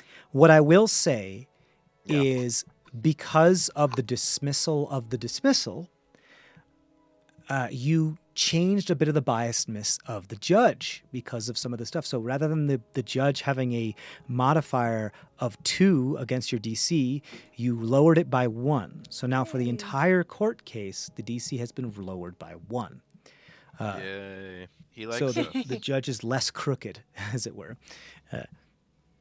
You know, you shouldn't call people dogs. That's all I'm saying. Those that are some big was- things. that Those are was a some really big big- things. Mistake. Yeah. Great. So, anything else before we wrap up? Claps to TJ. That was a wonderful performance for the Oh, shut it. Thank you. I only do it for you guys. for Barada. And the That's dust. exactly who I was hoping and picturing it would be. So Good. Perfect. Great. So make sure you prep what it is that you want to send a message to. Highly suggest you figure it out. Hey, Tamron, it might be really smart for you to talk to Pendleton Beville. that's exactly who I was thinking of. Not only that, do you remember who the beneficiary of the and who bankrolled the College of the Unearthed? Masha. Not cool. Yeah. Lady Masha. I don't want to. But you could put on the act again that you're just a buffoon, kind of. But we Yeah, also no, know that Lady Masha had a part in making sure those laws were passed to make it difficult to give the land back as well, right? So why is she on both Yeah, sides of and this? it's also we're literally going to court against her. Right. Yeah. Apparently. So Masha is bankrolled the College of the Unearthed, right? That has to do with archaeology. Yeah. And Masha helped pass a law that wanted to say, no, there's something in those lands I need. Yeah. It's not necessarily exclusive. It just depends on which side that archaeologist actually goes to, right? Like, I can't hear you. so it's not exclusive necessarily. It's just which side that archaeologist actually is on. I don't Right. know what you mean. What do you mean? So, like, if somebody who owned those lands hired an archaeologist of the College of Unearthed, it'd be totally okay. Anything that was found within that would totally go to the people that own those lands, etc., and the College of Unearthed. If it wasn't somebody that owned that land that hired an archaeologist, Perhaps. it wouldn't necessarily go to the same spot. Perhaps. I think That's true.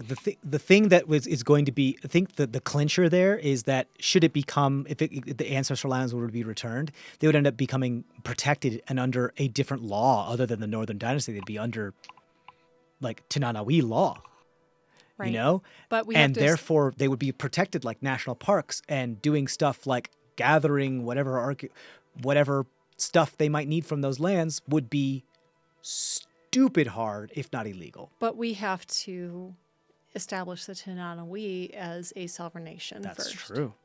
Yeah, and now not Also, only what that, we're doing you have to is establish uncovering that Shylong as a sovereign information. nation now too. Great. Oh gosh. But also like what we're doing is technically, I mean, I'm not, but it's technically for Masha, right? It's for the College No of matter the what she Unearthed. Even wins. though I'm hiding all sorts of shit from her, she would want us. It would make sense for her to want us to continue that endeavor, and so Yeah. As long as those not lands granting us immunity would look really weird. correct. You, Should we you, save you some of this do for the math correctly. This is for there's the rub. Baker? Hey, should we save some of this for? Yeah, let's save some of this for the gluten Yeah. talk. Yeah. Okay. All of this should be gluten talk. All right, guys, thank you so much. We love you so much. We'll see you next time. As always, stay safe out there, and bye.